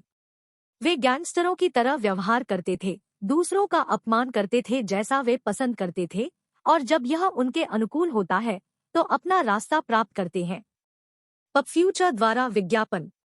मिस्टर जियांग, आपके इस गुस्से से आपका कोई भला नहीं होगा। अनुबंध को सीधे चेहरे पर फेंकने के बावजूद जियाओ लो ने अपने चेहरे पर एक अजीब मुस्कान बनाए रखी। उसने अपनी मुस्कुराहट छिपा ली और पुराने गीजर को अपने पीछे लात मारने की सहज इच्छा को शामिल किया। किसी भी अन्य दिन यह निस्संदेह परिणाम होता, लेकिन वह आखिरकार केवल व्यवसाय करने के लिए था। मैं तुम्हारे चेहरे को देखकर गर्म हो जाता हूँ, छोटे लड़के। क्या आप जानते हैं कि श्री फैंग के साथ मेरी किस तरह की दोस्ती है? आप चाहते हैं कि मैं लो की कार्यशाला के साथ व्यवसाय करूं? आपको लगता है कि आप कौन हैं? आपको क्या लगता है कि आप श्री फैंग को चुनौती दे सकते हैं जब आपके जघन बाल अभी तक नहीं बढ़ रहे हैं? क्या आपको लगता है कि आप इससे बच सकते हैं? न केवल श्री फेंग, यहाँ तक कि मैं, जियांग योंगचुन, लो की कार्यशाला को बच्चों के खेल की तरह तोड़ सकता हूँ। हमारे साथ गड़बड़ मत करो। जियांग योंगचुन ने आक्रामक रूप से दोनों पर उंगली उठाई। तुम और तुम्हारी छोटी बहन अब यहाँ से चले जाओ। कभी आकर मुझे उकसाओ मत, नहीं तो मैं लो की कार्यशाला को अपने क्रोध का स्वाद चखने दूंगा। उन्होंने उन्हें वास्तविक खतरे के साथ चेतावनी दी। इसने उन्हें बेहतर महसूस कराया, जियाओ लो को अपमानित किया जिस तरह से उन्होंने किया था। जब लड़के एक साथ मिलते हैं तो यह गर्व करने के लिए कुछ होगा। जियाओ लो ने अपना सिर हिलाया और चिंता में उससे कहा, श्री जियांग, अगर मैंने सही अनुमान लगाया तो आप बिना किसी स्पष्ट कारण के 3 दिन पहले बाहर निकल गए हैं, क्या मैं सही हूँ? जैसे ही उन्होंने ऐसा कहा, जियांग योंगचुन पीछे हट गए, लेकिन अपने सदमे को कुछ हद तक छिपाने में कामयाब रहे। तुमने अभी क्या कहा? क्या आप मेरी जांच कर रहे हैं? वास्तव में जियांग योंगचुन हैरान था कि जियो को इसके बारे में भी पता था। वह वास्तव में 3 दिन पहले पास आउट हो गया था। यह उनके घर पर बिना किसी स्पष्ट कारण के हुआ। वह तुरंत जांच के लिए अस्पताल गए और उन्हें कुछ नहीं मिला। उन्होंने केवल यह कहा कि हो सकता है कि वह बहुत लंबे समय तक बैठे रहे हों और उनके निम्न रक्तचाप के कारण उनके मस्तिष्क में ऑक्सीजन की कमी हो गई थी। इसके परिणामस्वरूप अंततः वह अस्थायी रूप से बाहर निकल गया। केवल जियांग और उसकी पत्नी इस मामले के बारे में जानते थे और कोई बाहरी व्यक्ति इसके बारे में नहीं जान सकता था। तो जियाओ लो ने इसे कहां से सुना? जियाओ लो ने उसे एक सीधा जवाब नहीं दिया। उसने अपने चेहरे को देखा और ज्ञानपूर्वक कहा, गैसी पेट, थका हुआ शरीर, गहरी आवाज, आंदोलनों के दौरान सांस की कमी, पसीने से ग्रस्त धड़कन, पीला उपस्थिति, ये सभी संकेत है कि आप बीमार हैं। और भी यह कोई मामूली बीमारी नहीं है। यह आपको मारने के लिए काफी गंभीर स्थिति है। आप किस बकवास के बारे में बात कर रहे हैं? मैं बहुत गुलाबी रंग में हूँ। जब वह ऐसा कह रहा था, उसके स्वभाव ने उसके झूठे आत्मविश्वास को धोखा दिया। जियो लो ने अभी जो बताया था, वह ठीक वही लक्षण थे जो वह हाल ही में दिखा रहा था। क्या ऐसा है? जियाओ लो मुस्कुराया, मुझे यकीन है कि यह पहली बार नहीं है जब आप पास आउट हुए हैं। आप लगभग 1 साल पहले पहली बार पास आउट हुए होंगे। तब से आपको यौन गतिविधियों के दौरान प्रदर्शन करना मुश्किल हो गया है। चौथी बार बाहर निकलने के बाद आप सेक्स करने में सक्षम नहीं थे। आप इसे चाहते हैं, लेकिन आपका शरीर जवाब नहीं देगा। क्या मैं सही हूँ? जैसे ही उसने यह कहा, जियांग योंगचुन ठंडे पसीने में फट गया। उन्होंने जो कुछ भी कहा वह सही था। यह बुद्धिमान व्यक्ति ऐसा लग रहा था जैसे वह उसे पिछले 1 साल से देख रहा है। यह कैसे संभव हो सकता है? पब फ्यूचर द्वारा विज्ञापन। एक पल में झटका आतंक में बदल गया। जियाओ लो अब अपने दिमाग में एक प्रेत आकृति बन गया था। तुम्हें यह कैसे पता चला? जियांग योंगचुन की प्रतिक्रिया ने वह सब कुछ सत्यापित किया जो जियाओ लो ने इंगित किया था। लो क्यूई ने बस आश्चर्य की भावना के साथ अपने बॉस जियाओ लो को देखा। यह अविश्वसनीय था, उसने सोचा। क्या उसका बॉस भी एक चमत्कारिक डॉक्टर था? जियाओ लो निस्संदेह एक चमत्कारी मरहम लगाने वाला था, क्योंकि वह पारंपरिक चीनी चिकित्सा में विशिष्ट था। जियांग योंगचुन से निपटने के एकमात्र उद्देश्य के साथ उन्होंने यिंगटोंग प्लास्टिक फैक्ट्री में आने से पहले 800 अंकों के साथ सिस्टम से प्रतिभा का आदान प्रदान किया। वह जानता था कि उसे महिलाओं में कोई दिलचस्पी नहीं है। एक आदमी के रूप में उसके शरीर में कुछ गड़बड़ होनी चाहिए ताकि वह सुंदर लस्सी में रुचि खो दे। पारंपरिक चीनी चिकित्सा विज्ञान में निष्कर्षों को देखना, सुनना, पूछना और सहसंबंधित करना कल्याण के लिए एक रास्ता खोजने का आधार था। अब जब जियाओ लो ने इस प्रतिभा को हासिल कर लिया था, तो उनके पास जो कौशल था वह शीर्ष स्तर का था। इसने उन्हें एक नज़र में जियांग योंगचुन की बीमारी बताने की अनुमति दी। जियाओ लो ने अपनी भौहें उठाईं और कहा, आपको देखकर जाहिर है। नहीं बकवास। एक और शब्द कहो और मैं सुरक्षा को बुलाऊंगा। जियांग योंगचुन ने जियाओ लो के एक भी शब्द पर विश्वास करने से इनकार कर दिया। आपको 4 दिनों में पता चल जाएगा कि मैं सच कह रहा हूँ या नहीं, क्योंकि उस समय आप बिना किसी कारण के फिर से बाहर निकल जाएंगे। आपके बेहोश होने के मंत्र के बीच का छोटा अंतराल आपके जीवन के लिए उल्टी गिनती की तरह है। यदि आप जल्दी नहीं करते हैं और चिकित्सा की तलाश नहीं करते हैं, तो आप शायद 1 और 6 महीने तक जीवित रहेंगे, जबकि कम से कम आधा समय बीमार बिस्तर में बिताते हैं। जियाओ लो ने कहा, जीने के लिए 6 महीने बचे हैं। इस समय जियांग योंगचुन ने महसूस किया कि उसकी आत्मा उसके शरीर को छोड़ रही है। यदि जियाओ लो अपने लक्षणों का सही निदान करने में सक्षम थे, तो उनकी भविष्यवाणी का खंडन करना बेवकूफी होगी कि उनके पास वास्तव में जीने के लिए केवल 6 महीने बचे हो सकते हैं। तुम बस मुझे डराने की कोशिश कर रहे हो। मैं जियांगचेंग में सबसे अच्छे अस्पताल में गया हूँ और वे सभी कहते हैं कि मेरे शरीर के साथ कुछ भी गलत नहीं है। हाँ, तुम मेरे साथ रहने की कोशिश कर रहे हैं। उन्होंने कांपते हुए हाथ से शियाओ लो की ओर इशारा किया। लगभग उम्मीद थी कि उन्होंने जो कहा था उसे वापस ले लेंगे। जियाओ लो खड़ा हो गया, वहां अपना और समय बर्बाद करने की योजना नहीं बना रहा था। मेरे पास आपको मूर्ख बनाने का कोई कारण नहीं है। मैं लो की कार्यशाला में इंतजार करूंगा। उन्होंने धीरे से कहा और कहा, बेहतर होगा कि आप अनुबंध के हर टुकड़े को फर्श पर रखें। अगर किसी पेज पर दाग लगा है तो मैं इसे स्वीकार नहीं करूंगा। टेस्ट बड्स और लो की कार्यशाला के बीच मुझे विश्वास है कि आप सही विकल्प बनाएंगे। समाप्त होने पर उन्होंने अपना हाथ हिलाया और तुरंत लो क्यूई के साथ चले गए। तुम मुझे डराना चाहते हो? क्या आपको लगता है कि मैं डर कर बड़ा हुआ था? छोटे बच्चे को मार डालो, जियांग योंगचुन अपने कार्यालय से चिल्लाया। लेकिन शांत होने के बाद उसने महसूस किया कि वह एक बढ़ती आसन्न कयामत से उबर गया है। थोड़ी देर के लिए वह जमीन पर बिखरे अनुबंध दस्तावेजों को चुपचाप देखता रहा। अंत में वह चला गया, नीचे झुका, उन्हें एक एक करके उठाया और उन्हें सावधानी से एक साथ रखा। वह एक भी दुर्घटना का खतरा नहीं उठा सकता था। कोई फर्क नहीं पड़ता कि वह कितना अमीर था, उसे अपने धन का आनंद लेने के लिए, जीने के लिए अपने स्वास्थ्य की आवश्यकता थी। उनके जैसे सफल मालिकों के लिए जब यह जीवन और मृत्यु से संबंधित था तो वे अपनी छाया से भी डरते थे। अध्याय 135 नीचे से। अनुवादक न्योइबो स्टूडियो, संपादक न्योइबो स्टूडियो। पर्याप्त आराम के साथ फेंग वुहेन और चारों अपनी चोटों से अच्छी तरह से उबर गए थे।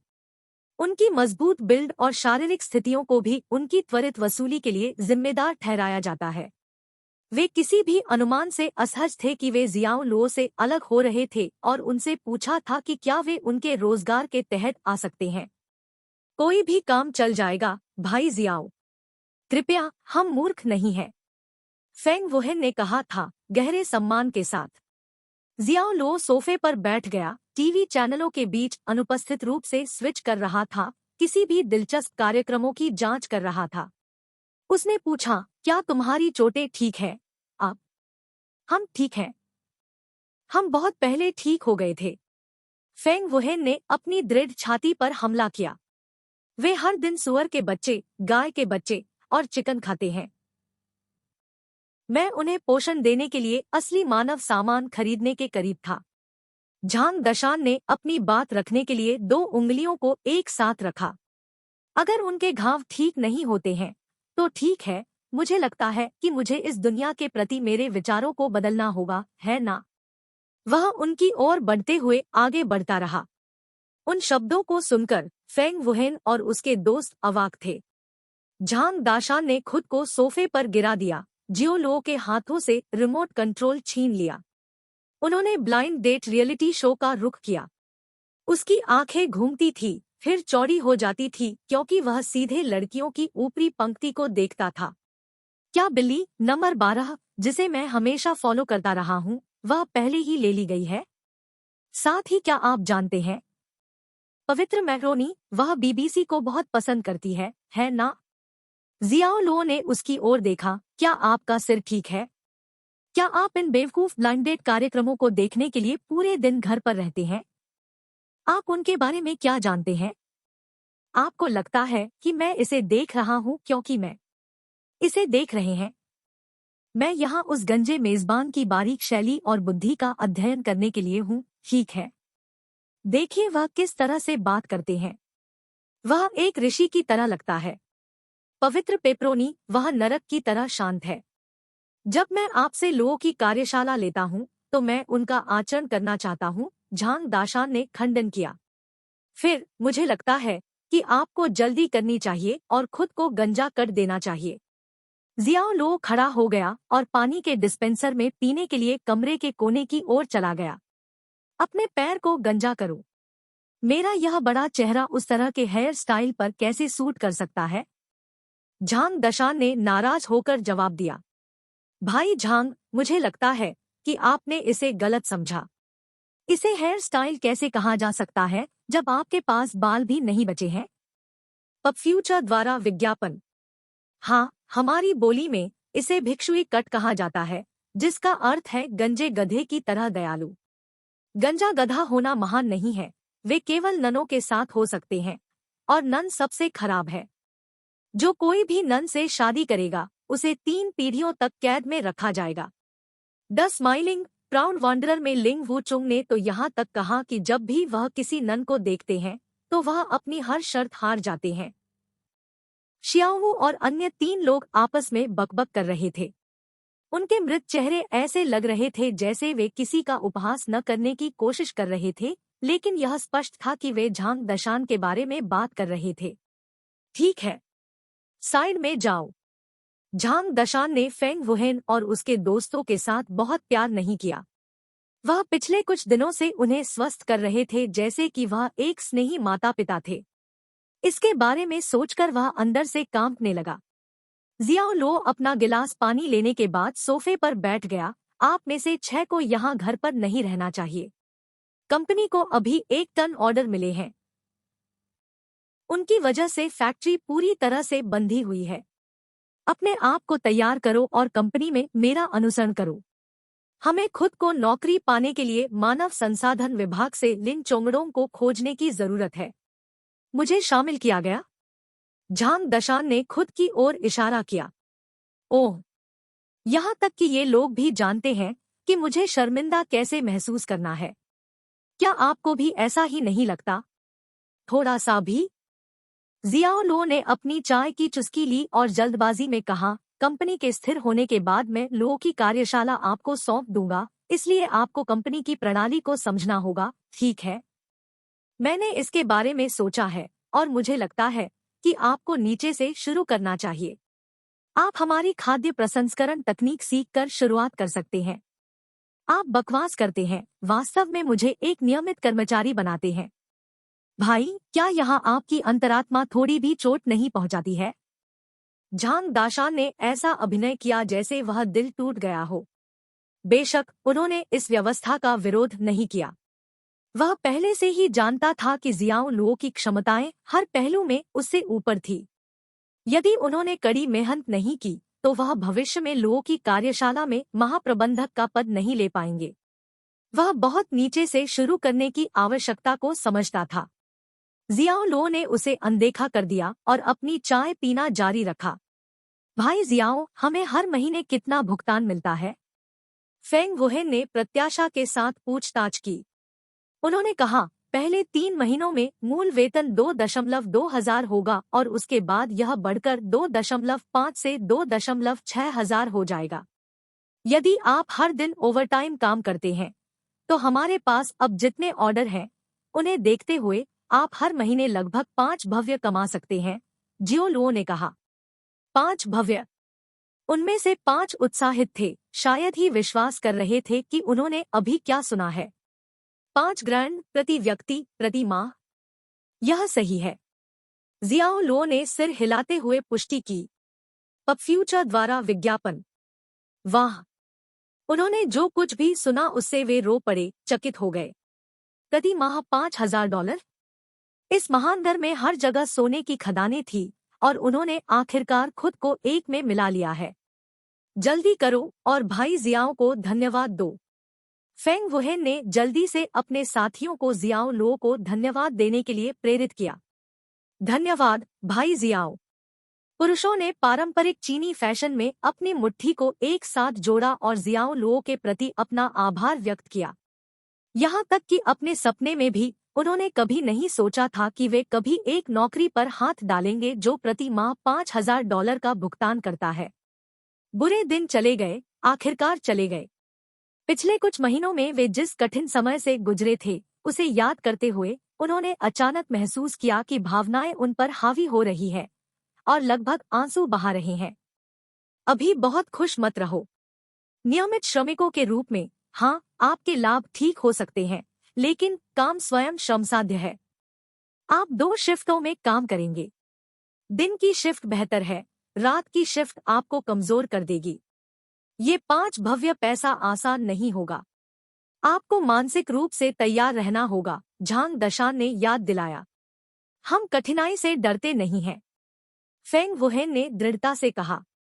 जियाओ लो खड़े हुए और उसे अपने कंधों पर थपथपाया। काम करो और अधिक सीखो। जब आप अपना कौशल हासिल कर लेंगे तो मैं आप लोगों को कुछ अन्य चीजें करने के लिए कहूंगा। एक हाँ भाई जियाओ फेंग वुहेन ने नई नौकरी के लिए उत्साह और प्रत्याशा दोनों के साथ जल्दी से सिर हिलाया। झांग दाशान ने चिढ़ाते हुए घृणा में कहा, आप अब एक बॉस की तरह अधिक से अधिक काम कर रहे हैं, है ना? आप जानते हैं कि अपने कर्मचारियों को कैसे प्रोत्साहित किया जाए। श्री जियाओ, मुझे आपको हमारे मुद्दों के बारे में बताना है। हमें जो ऑर्डर मिले हैं वे हमारे कारखाने की उत्पादन क्षमता से कहीं अधिक है। झुर्रीदार चेहरे वाले झांग डोंगहाई ने शियाओ लुओ से बात की। मध्य शरद ऋतु महोत्सव आधे महीने में आ जाएगा। यहाँ तक कि अगर कारखाने में हर कोई ओवरटाइम प्रतिदिन 24 घंटे बिना नींद के काम करता है तो हम इसे बनाने में सक्षम नहीं हो सकते हैं। लुओ की कार्यशाला के कारखाने के निदेशक शिकायत करते हैं। फुके समूह के आदेश और टेस्ट बर्ड्स के आदेशों के साथ सभी को एक साथ रखा गया। लुओ की कार्यशाला के लिए उनकी उत्पादन क्षमता को देखते हुए यह वास्तव में भारी था। हमें हर किसी को पूरा करने की जरूरत नहीं है, बस जितना संभव हो उतना उत्पादन करें, जियाओ लुओ ने बेहोश होकर कहा। लेकिन क्या हम अपने अनुबंधों का उल्लंघन नहीं करने जा रहे हैं? अगर ऐसा होता है तो हमें एक बड़ी राशि का भुगतान करना होगा। झांग डोंगहाई ने नाक सिकोड़ते हुए अपने हाथ फैलाते हुए कहा। जियाओ लुओ मुस्कुराया, आराम करो और हम किसी भी अनुबंध का उल्लंघन नहीं करेंगे। हमारे अनुबंध हमारी उत्पादन क्षमता के आधार पर तैयार किए गए हैं। मध्य शरद ऋतु त्योहार के रूप में वे उतना ही लेंगे जितना हम उत्पादन कर सकते हैं। कोई समस्या नहीं है। जिन ग्राहकों को उन्होंने टेस्ट बर्ड से छीन लिया था उनके अनुबंध में यह निर्धारित नहीं था कि लुओ की कार्यशाला को उनकी ऑर्डर आवश्यकता को पूरा करना था। शर्तें यह थी कि उन्हें लुओ की कार्यशाला द्वारा उत्पादित मात्रा के आधार पर आदेश प्राप्त होंगे। उन्होंने लुओ की कार्यशाला की उत्पादन क्षमता को ध्यान में रखते हुए इस आइटम को विशेष रूप से जोड़ा। इन कंपनियों के सभी बॉस या तो अपना दाव हार चुके थे या उनके हाथ में कुछ राज थे। उन्हें अनुपालन करना पड़ा, यहाँ तक कि वे नहीं चाहते थे, है ना? डी क्या यह भी काम करता है? झांग डोंगहाई चौंक गया। उन्होंने ऐसा एकतरफा और अनुचित अनुबंध कभी नहीं देखा था। सवाल यह था कि उन ग्राहकों ने उन पर हस्ताक्षर क्यों किए? दुनिया में क्या चल रहा था? श्री जियाओ ने क्या किया था? दस्तक, दस्तक, दस्तक। उसी क्षण किसी ने कार्यालय का दरवाजा खटखटाया। अध्याय 136 सम्मानजनक जियांग योंगचुन। अनुवादक न्योइबो स्टूडियो, संपादक न्योइबो स्टूडियो। ग्राहक सेवा विभाग से श्रीमती लियू अंदर चली गई।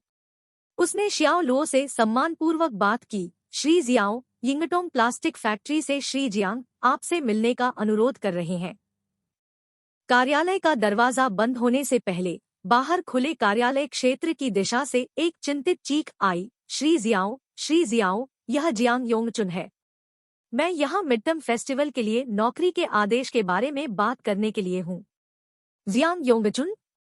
झांग डोंगहाई शब्दों से परे थे। लुओ की कार्यशाला में एक अनुभवी के रूप में उन्हें पता था कि जियांग योंगचुन कौन था। वह टेस्ट बर्ड्स का सबसे वफादार ग्राहक था।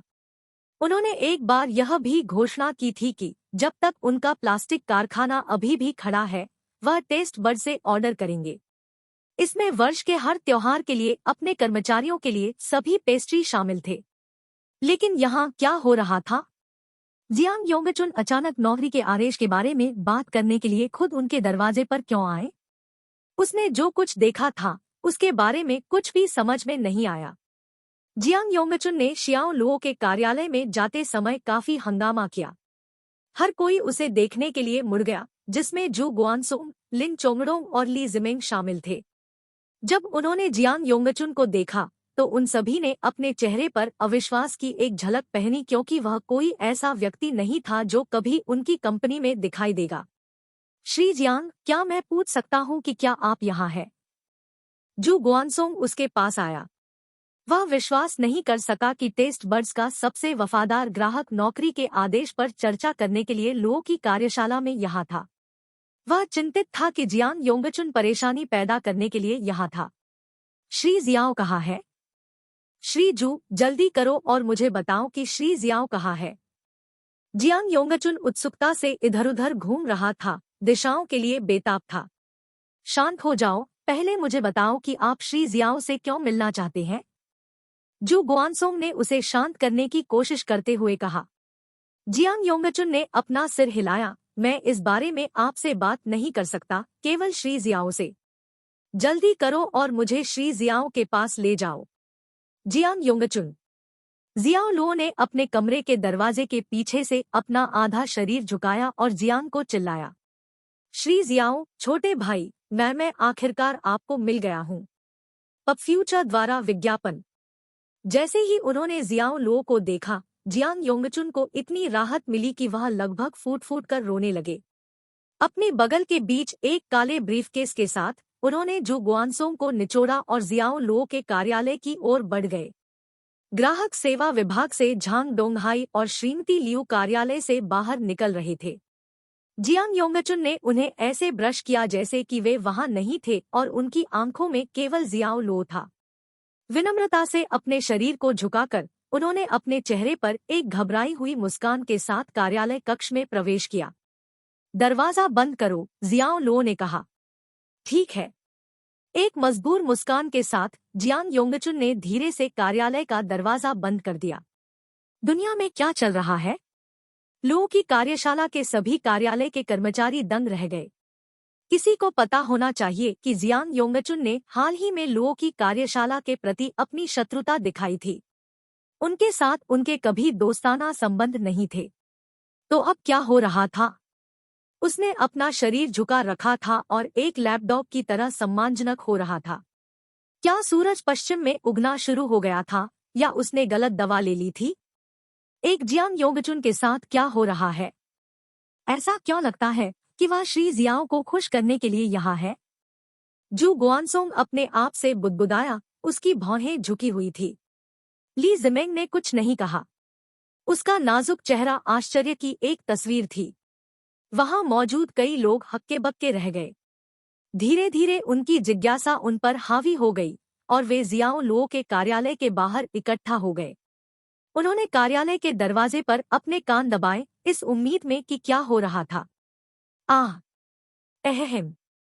जू गुआनसोंग को कई बार जोर से खांसी हुई। उन्होंने सोचा कि वह उन्हें काम पर वापस जाने के लिए कह रहा है, लेकिन जब वे वहां से हटने वाले थे तो उन्होंने उन्हें गंभीर स्वर में यह कहते हुए सुना, ईव्सड्रॉपिंग ठीक है, लेकिन श्री जियाओ द्वारा पकड़े नहीं गए। हर कोई एक दूसरे को देखता था। जू गुआनसोंग के कार्यालय शिष्टाचार में अचानक बदलाव को स्वीकार करना मुश्किल था। उन्होंने सोचा, मानदंडों के अनुसार क्या श्री जू को हमें फटकार नहीं लगानी चाहिए? ऑफिस के अंदर। श्री जियाओ, आपको मुझे बचाना होगा। वे सभी शीर्ष स्तरीय अस्पताल कचरा है। उन्हें नहीं पता कि मेरे साथ क्या गलत है। मैं अब केवल आप पर अपनी उम्मीदें रख सकता हूँ। श्री जियाओ, आपको मुझे मरने के लिए नहीं छोड़ना चाहिए, जियांग योंगचुन ने लगभग रोते हुए कहा। बीती रात वह बिना किसी कारण के फिर से शौचालय से बाहर निकल गया था और शौचालय से दुर्गंध आने से जाग गया था। इसके अलावा वह अपनी ऊर्जा को भी महसूस कर सकता था। जिस बात ने उन्हें डराया था वह यह थी कि यह जियाओ लुओ से मिलने के चौथे दिन हुआ था। वह अब और भी आश्वस्त था कि जियाओ लुओ का निदान सटीक था।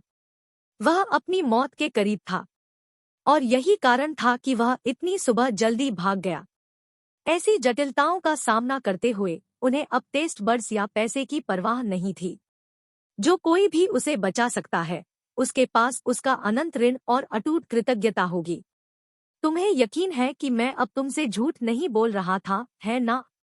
जियाओ लुओ ने उसकी ओर देखते हुए मजाक उड़ाते हुए कहा। गहरा खेद, जियांग योंगचुन ने पुष्टि में सिर हिलाया और कहा, हाँ, श्री जियाओ। मैं आपकी प्रतिभा को पहचानने में विफल रहा। महान नैतिक कद का व्यक्ति निम्न नैतिक कद के व्यक्ति द्वारा किए गए अपराधों को याद नहीं करेगा। मैं उस समय अपनी अशिष्टता के लिए माफी मांगता हूँ। मैं वास्तव में माफी चाहता हूँ। पब फ्यूचर द्वारा विज्ञापन। वह खड़ा हो गया और जियाओ लुओ को एक गहरा धनुष दिया। फिर उन्होंने अपनी आखिरी बैठक में फर्श पर बिखरे हुए अनुबंध को बाहर निकाला और इसे सावधानी से जियाओ लुओ की मेज पर रखा। यह उस दिन से अनुबंध है। मैंने हर कागज को खुद पोंछ दिया है। उस पर कोई गंदगी नहीं है। जियाओ लो ने बेदाग अनुबंध पर नजर डाली। वह अपनी कुर्सी के पास झुका और सिर हिलाते हुए मुस्कुराते हुए बोला, यह वह अनुबंध है जो मैंने पिछली बार तुम्हारे लिए तैयार किया था।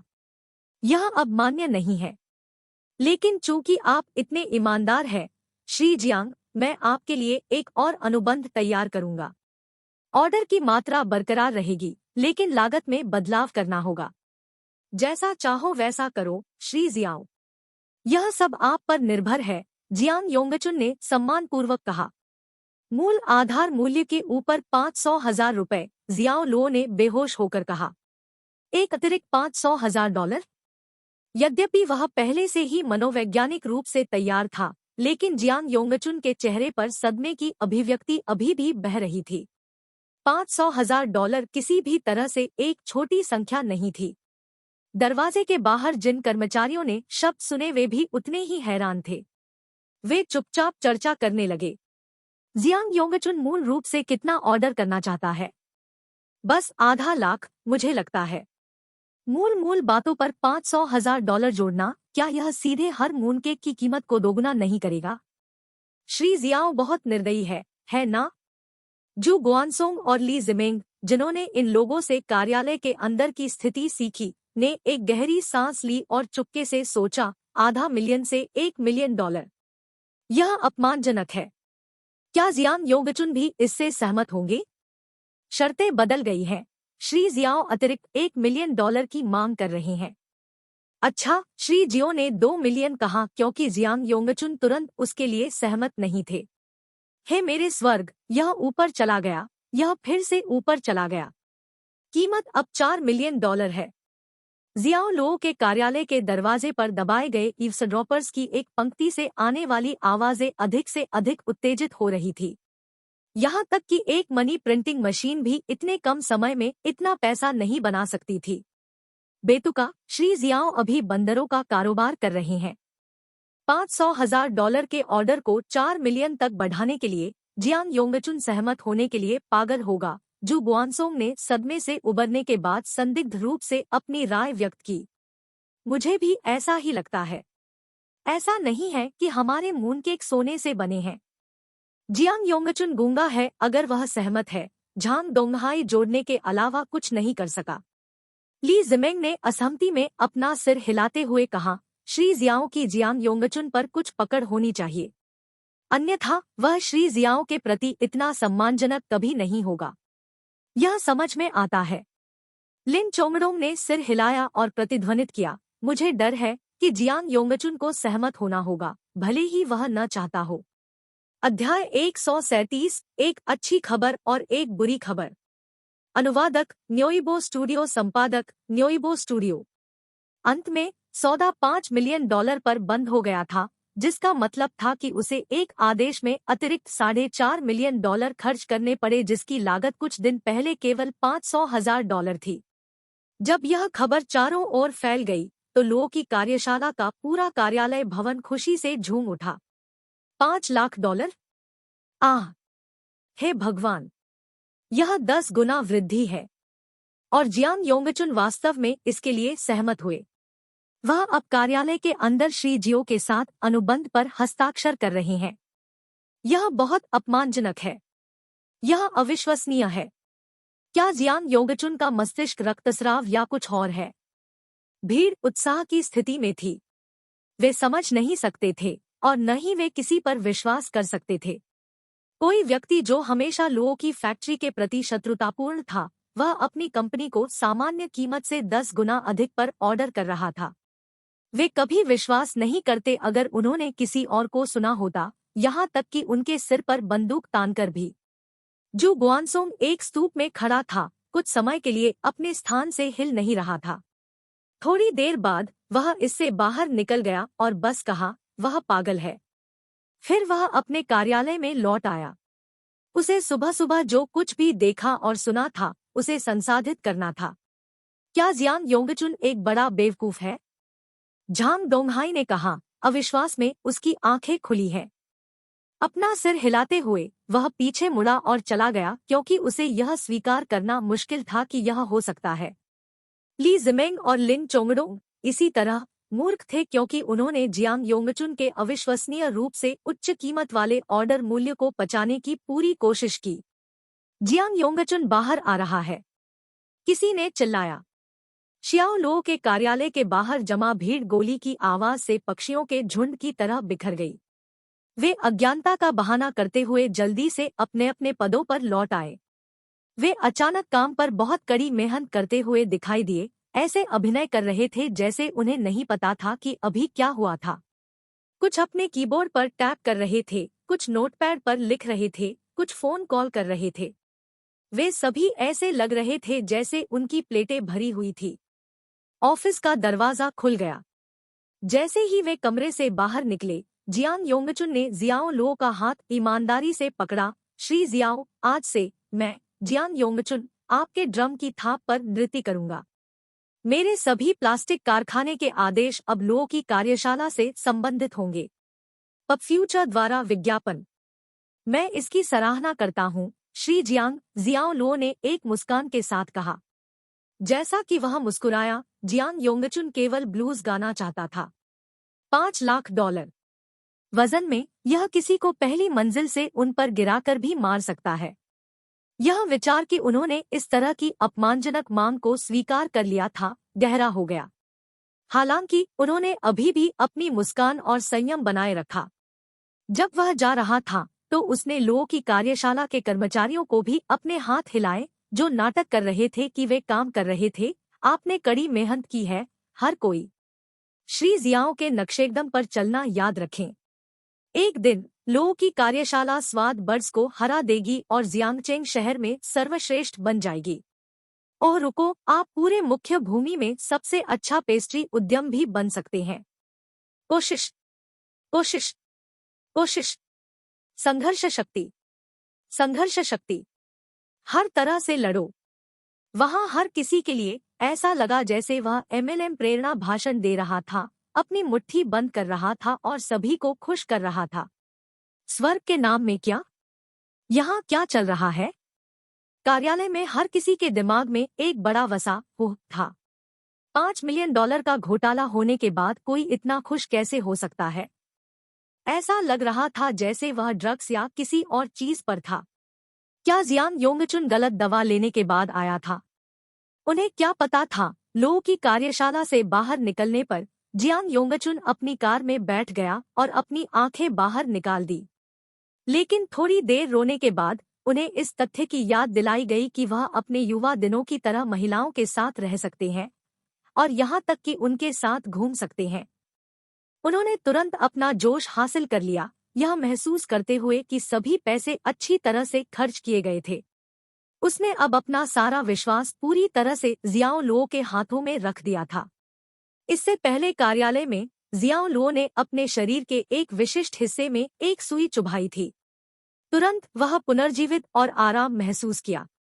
यह उसके लिए साबित हुआ कि जियाओ लो वास्तव में जानता था कि किसी के साथ कैसे व्यवहार करना है।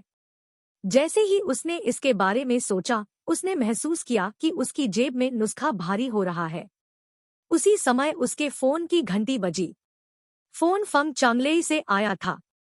जियांग योंगचुन ने अपनी भौहें बुनी और एक पल के लिए संकोच किया, लेकिन थोड़ी देर बाद उसने कॉल उठाने का फैसला किया। एक मुस्कान के साथ उन्होंने कहा, श्री फेंग, मेरे पास आपको बताने के लिए कुछ अच्छी खबर और कुछ बुरी खबरें हैं। तो आप पहले क्या सुनना चाहते हैं? लाइन के दूसरे छोर पर फेंग चांगलेई थोड़ा आश्चर्यचकित थे, बिल्कुल उम्मीद नहीं कर रहे थे कि जियांग योंगचुन इस तरह की लाइन के साथ बातचीत शुरू करेंगे। उन्होंने पूछा, जियांग योंगचुन, क्या आपके साथ कुछ गलत है? कुछ नहीं, बस थोड़ा उत्साहित। जियांग योंगचुन ने हंसते हुए कहा, मुझे लगता है कि मैं अच्छी खबर के साथ शुरू करूंगा। अच्छी खबर यह है कि आधे महीने में मैं आपके साथ सभी महिलाओं को पीटने के लिए वापस आ सकता हूँ, श्री फेंग। फांग चंगले पूरी तरह से नुकसान में थे। उसने सोचा, वह क्या कह रहा है? क्या यह एक रहस्य नहीं है कि जब यह बात आती है तो वह अब सक्षम नहीं है? वह एक जीवित किन्नर है, तो वह अचानक उस बयान के साथ क्यों आया? क्या वह मुझे बेवकूफ बनाने की कोशिश कर रहा है? क्या तुम दवाओं पर उच्च यह उचित था कि फांग चांगले ऐसा मान लेंगे। सभी को प्रचारित किया जा रहा था और शुद्ध रूप से फूला हुआ था। यह ठीक इसी तरह से ड्रग्स पर उच्च व्यवहार करेगा। नहीं नहीं नहीं, मैं ऊंचा नहीं हूँ। मैं भाई जियाओं से मिला हूँ और वह मेरी बीमारी का इलाज कर सकता है। पब फ्यूचर द्वारा विज्ञापन। जियांग योंगचुन अब उत्साहित हो रहा था। वह इतने उत्साहित थे कि उनका भाषण बेतुका हो गया। वह किसी ऐसे व्यक्ति की तरह था जिसने 10 साल तक अंधे रहने के बाद अचानक दृष्टि प्राप्त कर ली थी। वह जिन भावनाओं का अनुभव कर रहा था वे ड्रग्स पर उच्च होने से कई गुना अधिक थी। भाई जियाओ, क्या आपका मतलब लो की कार्यशाला से उस जियाओ लो से है? फांग चांगले ने पूरी तरह से सदमे और अवमानना में कहा। ओ यह हिम। जियांग यंगचुन मुस्कुराया। वह मेरा इलाज कर सकता है, इसलिए मेरे पास उन्हें अपने कारखाने के सभी आदेश देने के अलावा कोई विकल्प नहीं था। क्या यह बुरी खबर है जिसे आप मुझे बनाना चाहते हैं? फांग चंगले ने अपने बढ़ते गुस्से को दबाते हुए अपने दांत पीस लिए। हाँ। उसका जवाब देने के बाद जियांग योंगचुन ने जल्दी से अपना फोन अपने कान से दूर खींच लिया, क्योंकि वह अच्छी तरह से जानता था कि आगे क्या होने वाला था। जैसा कि उसे उम्मीद थी, फेंग चांगले की आवाज ईयरपीस से चिल्लाती हुई आई। सुना गया हर शब्द उस दूरी से भी स्पष्ट है। हाँ हाँ हाँ हाँ, तुम्हारी माँ। जियांग योंगचुन, क्या आपके मस्तिष्क को गधे ने मार दिया है या क्या? क्या उसने ऐसा कहा था और आपने बस उस पर विश्वास किया? अपने कुत्ते के मस्तिष्क का उपयोग करें और इसके बारे में सावधानी से सोचें। वह आपको धोखा दे रहा है। नहीं, वह मेरा भाई नहीं है। मैंने खुद इसका अनुभव किया है। श्री जियो उस मामले में सक्षम है।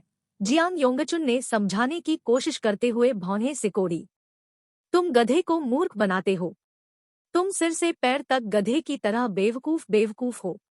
क्या आप खुद को इस बारे में स्पष्ट नहीं कर रहे हैं कि क्या आपका कमांड अभी भी काम कर रहा है? तुम उस छोटे से पर कैसे विश्वास कर सकते हो? मुझे पहले से ही यहाँ आरक्षित किया जा रहा है, बस आपको एक बेवकूफ गधा कहा जा रहा है। फांग चंगले क्रोधित हो गया। वह पहले ही चू युनशियोंग से मिल चुका था, जिसने उसे मजबूत आश्वासन दिया था। चू युनशियोंग ने स्पष्ट किया कि वह उसके खिलाफ नहीं है। इसका मतलब यह होगा कि जियाओ लो वह था जिसने पूरी योजना को खुद से व्यवस्थित किया था।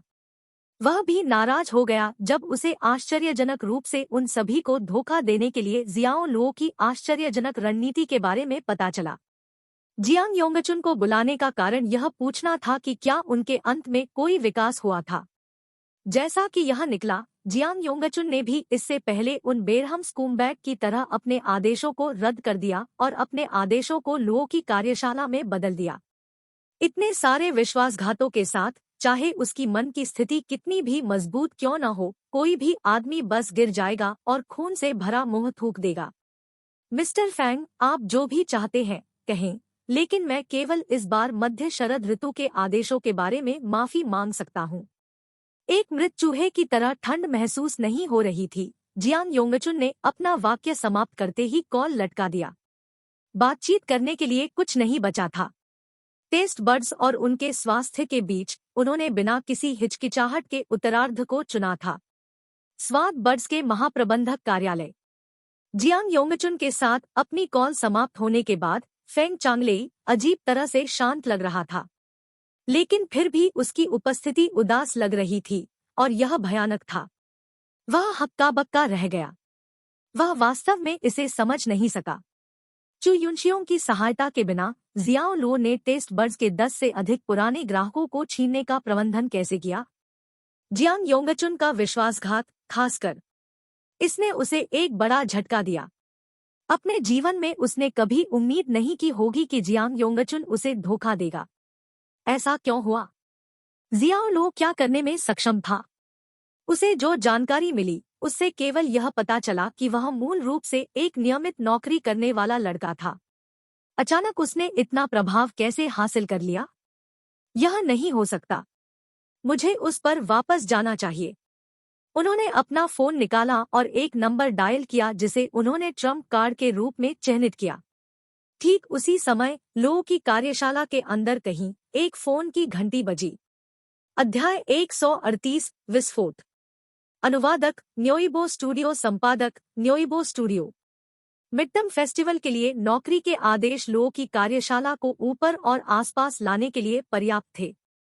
वे वास्तव में कंपनी को अपने पैरों पर वापस लाने से बहुत दूर नहीं थे। हालांकि इस समय जियाओ लो एक दुविधा में है। वह अपने चेहरे पर एक तीव्र दलित दृष्टि के साथ सिर खपा रहा था। उन्हें वास्तव में बुरी खबर का एक टुकड़ा मिला था और वे चेन जियानबाई के खिलाफ अपने मुकदमे में हारने वाले अंत पर थे। पहले परीक्षण का परिणाम लो की कार्यशाला के पक्ष में नहीं था। उनकी सफलता के पीछे का कारण कोई और नहीं बल्कि चेन जियानबाई के लिए नियुक्त उत्कृष्ट वकील टेस्ट बर्ड्स थे। अपने बचाव में चेन जियानबाई का प्रतिनिधित्व करने वाले वकील फू हेयू के नाम से गए। उनकी प्रतिष्ठा गे झोंगटियन के साथ है। वह शहर के बेहतरीन अधिवक्ताओं और वकीलों में से एक है। अपनी तीखी जीभ से वह अपने तर्कों को जीतने के लिए तथ्यों को विकृत और हेरफेर कर सकता था। उस एकल समय के अलावा जहां वह गे झोंगटियन से हार गए, उन्होंने कभी भी कोई अन्य मामला नहीं गंवाया है। इस प्रकार उन्हें जनता द्वारा लोकप्रिय रूप से ओरेटर फू के रूप में सम्मानित किया गया था। कानूनी मामलों के विभाग के प्रमुख झांग योंग ने शियाओ लुओ को परिणाम की सूचना दी थी। वह उदास दिख रहे थे, निराश थे कि उन्होंने पहले परीक्षण में उच्च स्थान खो दिया था। जियाओ लुओ ने तुरंत उसे जवाब नहीं दिया। वह केवल अपनी कुर्सी पर बैठ गया, अपने लैपटॉप में घूर रहा था। वह पहले निशान की कार्यवाही को ध्यान से देख रहा था और उसने एक बार भी अपनी आंखें नहीं झपकाईं। उसकी उंगलियां मेज पर लयबद्ध रूप से थपथपाती रहीं। एक जियाओ लुओ ने इस तरह से अभिनय करते हुए कमरे में चिंता का मूड पैदा किया। ली जिमिंग और झांग योंग, जो इस समय अपने कार्यालय में खड़े थे, बहुत उत्तेजित महसूस कर रहे थे। इस बेचैनी ने उन्हें ऐसा महसूस कराया जैसे वे किसी फायरिंग दस्ते के सामने हैं। उन्होंने स्वेच्छा से एक शब्द भी नहीं कहा। यह ली जिमिंग के लिए विशेष रूप से सच था। शुरू में उन्हें यकीन था कि रिकॉर्डिंग के साथ चेन जियानबाई मुकदमेबाजी के हारने पर होंगी, क्योंकि उन्हें लगा कि उनके पास एक वाटरटाइट केस है। इसके साथ लो की कार्यशाला की प्रतिष्ठा को भुनाया जा सकता था। हालांकि जब फू हेयू कहीं से भी नहीं उभरा, उन्होंने बड़ी चतुराई से तथ्यों और सबूतों से छेड़छाड़ की, अपने वकालत कौशल का भरपूर उपयोग किया। अदालत ने तब प्रतिवादी चेन जियानबाई का पक्ष लिया, यह मानते हुए कि यह लुओ की कार्यशाला थी जिसने उसे ऑडियो रिकॉर्ड करने के लिए मजबूर किया। लुओ की कार्यशाला को अब संदिग्ध धमकी, बदनामी और मानहानि के लिए कुछ $100,000 के जुर्माने का सामना करना पड़ा। लुओ की कार्यशाला अचानक वादी से प्रतिवादी में बदल गई। बदलाव इतनी तेजी से हुआ था कि इसने उन्हें आश्चर्यचकित कर दिया। किसी ने भी इस परिणाम की उम्मीद नहीं की होगी। उन्होंने कहा, जिस तरह से उन्होंने अपने शब्दों को व्यक्त किया, वह अभूतपूर्व से कम नहीं था। यहाँ तक कि फुटेज देखने के बाद मुझे लगभग यकीन हो गया था कि लो की कार्यशाला गलत थी। जियाओ लो ने मुस्कुराते हुए एक लंबी सांस छोड़ते हुए कहा। पब फ्यूचर द्वारा विज्ञापन। श्री जियाओ, हमारे पास अभी भी इस मामले को जीतने का मौका है। जब तक हम अपने वकील के रूप में गे झोंगटियन को शामिल कर सकते हैं, तब तक हमें फू हेयू से डरने की कोई आवश्यकता नहीं होगी, झांग योंग ने सुझाव दिया। पहली कार्यवाही के बाद स्थिति को देखते हुए केवल गे झोंगटियन को अपनी कानूनी टीम का हिस्सा बनाने से उन्हें मुकदमा जीतने का मौका मिलेगा। यदि वे विफल हो जाते हैं तो लुओ की कार्यशाला की प्रतिष्ठा को अनिवार्य रूप से एक और घातक झटका लगेगा। यहाँ तक कि मध्यशरद ऋतु महोत्सव के लिए नौकरी के आदेशों में अप्रत्याशित वृद्धि के साथ यह केवल लुओ की कार्यशाला को कुछ समय के लिए आर्थिक रूप से बनाए रखेगा। जियाओ लुओ ने एक डरावनी अभिव्यक्ति के साथ उसे देखा। आप कानूनी मामलों के विभाग के प्रमुख हैं। कंपनी के लिए कोर्ट जाना आपकी जिम्मेदारी और आपका काम है। आपको यह नहीं सोचना चाहिए कि एक बेहतर वकील को कैसे किराए पर लिया जाए। मैं कहूँगा कि आपको इस बारे में सोचना चाहिए कि इस मुकदमे को कैसे जीता जाए। यह सुनकर झांग योंग चुप रहा और अजीब तरह से अपना सिर नीचे कर लिया। उस क्षण जू गुआनसोंग ने आगे कदम बढ़ाया और कहा, मुझे झांग योंग की क्षमताओं पर विश्वास है, लेकिन एक सक्षम व्यक्ति के पीछे हमेशा एक और भी अधिक सक्षम व्यक्ति होगा। फू हेयू जियांगचेंग शहर के शीर्ष वकीलों में से एक है। सच कहूं तो झांग योंग का उससे हारना अपरिहार्य है। यह एक हाई स्पीड ट्रेन और रेलवे ट्रेन की तुलना करने जैसा है। हम संभवतः एक रेलवे ट्रेन को हाई स्पीड ट्रेन से आगे निकलने के लिए नहीं कह सकते हैं, है ना? अगर ऐसा कुछ होता है तो यह प्रकृति के नियमों के खिलाफ होगा। क्या मैं सही हूँ? वह स्पष्ट रूप से झांग योंग को अपनी जिम्मेदारियों से मुक्त करने के लिए बहाने बना रहा था।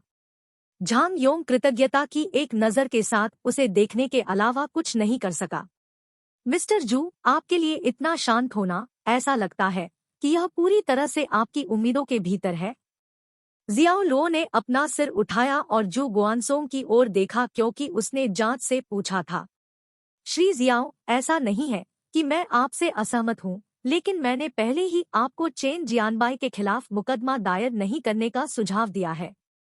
बात सिर्फ इतनी थी कि आपने मेरी सलाह नहीं ली। जू गुआनसोंग का आपत्ति का लहजा काफी कठोर था, लेकिन उन्होंने कुछ प्रासंगिक बिंदु उठाए थे। इस तरह से प्रतिक्रिया करना जू गुआनसोंग की विशेषता नहीं थी। किसी भी कारण से उन्हें अपनी बात कहने के लिए मजबूर होना पड़ा। टेस्ट बर्ड्स कभी भी एक तरफ खड़े होकर नहीं देखेंगे कि चेन जियानबाई पर मुकदमा चल रहा है। उनके प्रभाव के साथ और फू हेयू का उल्लेख नहीं करने के लिए चेन जियानबाई की रक्षा के लिए गे झोंगटियन को काम पर रखना भी संभव हो सकता है। यदि ऐसा होता है तो यह नियत है कि लो की कार्यशाला हार जाएगी। एक रिपोर्टर के रूप में चेन जियानबाई का अपना प्रभाव नेटवर्क है। मुझे यकीन है कि पत्रकारों की एक भीड़ पहले से ही हमसे जवाब मांगने के लिए हमारी कंपनी के रास्ते में है। जैसे कि उसके शब्दों की पुष्टि करने के लिए ग्राहक सेवा विभाग से श्रीमती लियू ने कार्यालय का दरवाजा खटखटाया। उसने शियाओ लो से आशंकित होकर कहा, श्री जियाओ, हमारी कंपनी के बाहर लगभग 50 से 60 रिपोर्टर आपको देखने के लिए कह रहे हैं। उन्होंने कहा कि वे आपसे जवाब चाहते हैं कि आपने उनके सहयोगी को धमकी क्यों दी है। यहाँ तक कि वे अपने साक्षात्कार प्रॉप्स के साथ आए हैं, यह दावा करते हुए कि वे लो की कार्यशाला के अपराधों को उजागर करेंगे। तो यह अभी भी इस पर आता है। जू गुआनसोंग ने एक लंबी सांस ली। मैं उनसे निपटूंगा। उनके सवाल बहुत मुश्किल होंगे, लेकिन मुझे उन्हें संभालने में सक्षम होना चाहिए। जैसे ही उन्होंने बोलना समाप्त किया, वह पीछे मुड़े और कार्यालय से बाहर निकल गए। ली जिमिंग ने अपने दांत किरकिरा कर लिए। सबूत इकट्ठा करने के लिए जियाओ लो के साथ व्यक्तिगत रूप से जाने वाले व्यक्ति के रूप में वह उत्तेजित और गलत महसूस करती थी। यह चेन जियानबाई थी जिसने जानबूझकर लो की कार्यशाला के नाम को बदनाम किया। लेकिन पहले अदालत के सत्र के बाद मेजें पलट दी गई। लो की कार्यशाला पर अब चेन जियानबाई को धमकाने और डराने का आरोप लगाया जा रहा था। सच्चाई को आसानी से तोड़ा-मरोड़ा कैसे जा सकता है? फिर इस दुनिया में हम वास्तव में और क्या विश्वास कर सकते हैं? पब फ्यूचर द्वारा विज्ञापन। जियाओ लो ने अपने चेहरे पर किसी भी भाव के बिना अपने सामने की दीवार पर अपनी नजर रखी। एक कंपनी चलाना आसान नहीं था और अब उन्हें आखिरकार इसका स्वाद मिला। इसी दौरान उसके फोन की घंटी बजी। यह झांग दशान का एक वीडियो कॉल था। उन्होंने ली जिमिंग और झांग योंग को अपने कार्यालय छोड़ने के लिए इशारा करते हुए अपने हाथ हिलाए। झांग दशान से बात करने से उस गरिमामय छवि को बर्बाद कर दिया जाएगा जिसे उन्होंने कंपनी में सावधानी पूर्वक पोषित किया था। वह नहीं चाहता था कि उसके कर्मचारी उसके असली रंगों को देखें। जब दोनों चले गए तो जियाओ लो ने झांग दाशान के वीडियो कॉल अनुरोध को स्वीकार कर लिया। झांग दशान का गोलमटोल कटा हुआ आंखों वाला चेहरा तुरंत उसके फोन पर दिखाई दिया, साथ ही पृष्ठभूमि में अराजक शोर की आवाज भी सुनाई दी। झांग दशान अब जिस स्थान पर था वह लो की कार्यशाला के प्रवेश द्वार पर था। स्क्रीन पर सिर्फ झांग दशान ही नहीं बल्कि फेंग वुहेन और उनकी गैंग के बाकी लोग भी थे जो सिक्योरिटी यूनिफॉर्म में थे। मानव संसाधन विभाग के लिन चोंगडोंग ने उनकी ताकत के आधार पर उन्हें सुरक्षा गार्ड बनाया था। नियमित श्रमिकों की तुलना में काम थोड़ा आसान था और वेतन में उनका अंतर बड़ा नहीं था। दोस्त, यहाँ चीजें उड़ने वाली है। ये मोरोनिक रिपोर्टर जोर देकर कह रहे हैं, कि इस तरह की रिकॉर्डिंग मौजूद है क्योंकि लोगों की कार्यशाला ने चेन जियानबाई को धमकी दी है। वे अब इसका सीधा प्रसारण कर रहे हैं। वे आपसे मांग कर रहे हैं कि आप उन्हें जवाब देने के लिए व्यक्तिगत रूप से उपस्थित हों। मुझे डर है कि अगर हम इससे चतुराई से नहीं निपटते हैं तो हम सुर्खियों में आ जाएंगे, झांग दशान ने कहा। क्या सिरदर्द है? जियाओ लुओ ने अपने मंदिरों को रगड़ा। झांग दाशान ने तुरंत डांटा, सिर दर्द हो क्योंकि तुम मूर्ख हो। जल्दी करो और कुछ सोचो। ये अधिक से अधिक मांग कर रहे हैं। मैं आपको क्लैमर सुनने दूंगा। बैक कैमरा चालू करने के बाद जियाओ लुओ न केवल संवाददाताओं के कष्टप्रद और घृणित चेहरे देख सकता था, वह उन्हें चिल्लाते हुए भी सुन सकता था। शर्मनाक कंपनी! आपने हमारे सहयोगी को घृणित तरीकों से धमकी दी। हम इसे उजागर करने के लिए दृढ़ हैं। हम तब तक यहाँ रहेंगे जब तक कि आपके बॉस हमारे साथ साक्षात्कार के लिए उपस्थित नहीं होते। देखते हैं कि आप अपने प्रोडक्शन को कैसे जारी रख सकते हैं। अपने आप को दिखाओ। कायर मत बनो।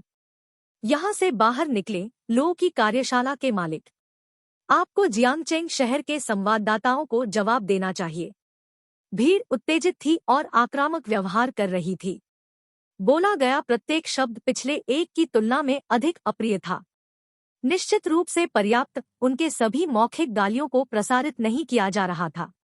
जब जू गुआनसोंग दिखाई दिया तो उन्होंने तुरंत अपने माइक्रोफोन को लोहे के गेट में बढ़ाया, अपने कैमरों को बूट किया और लाइव प्रसारण शुरू किया।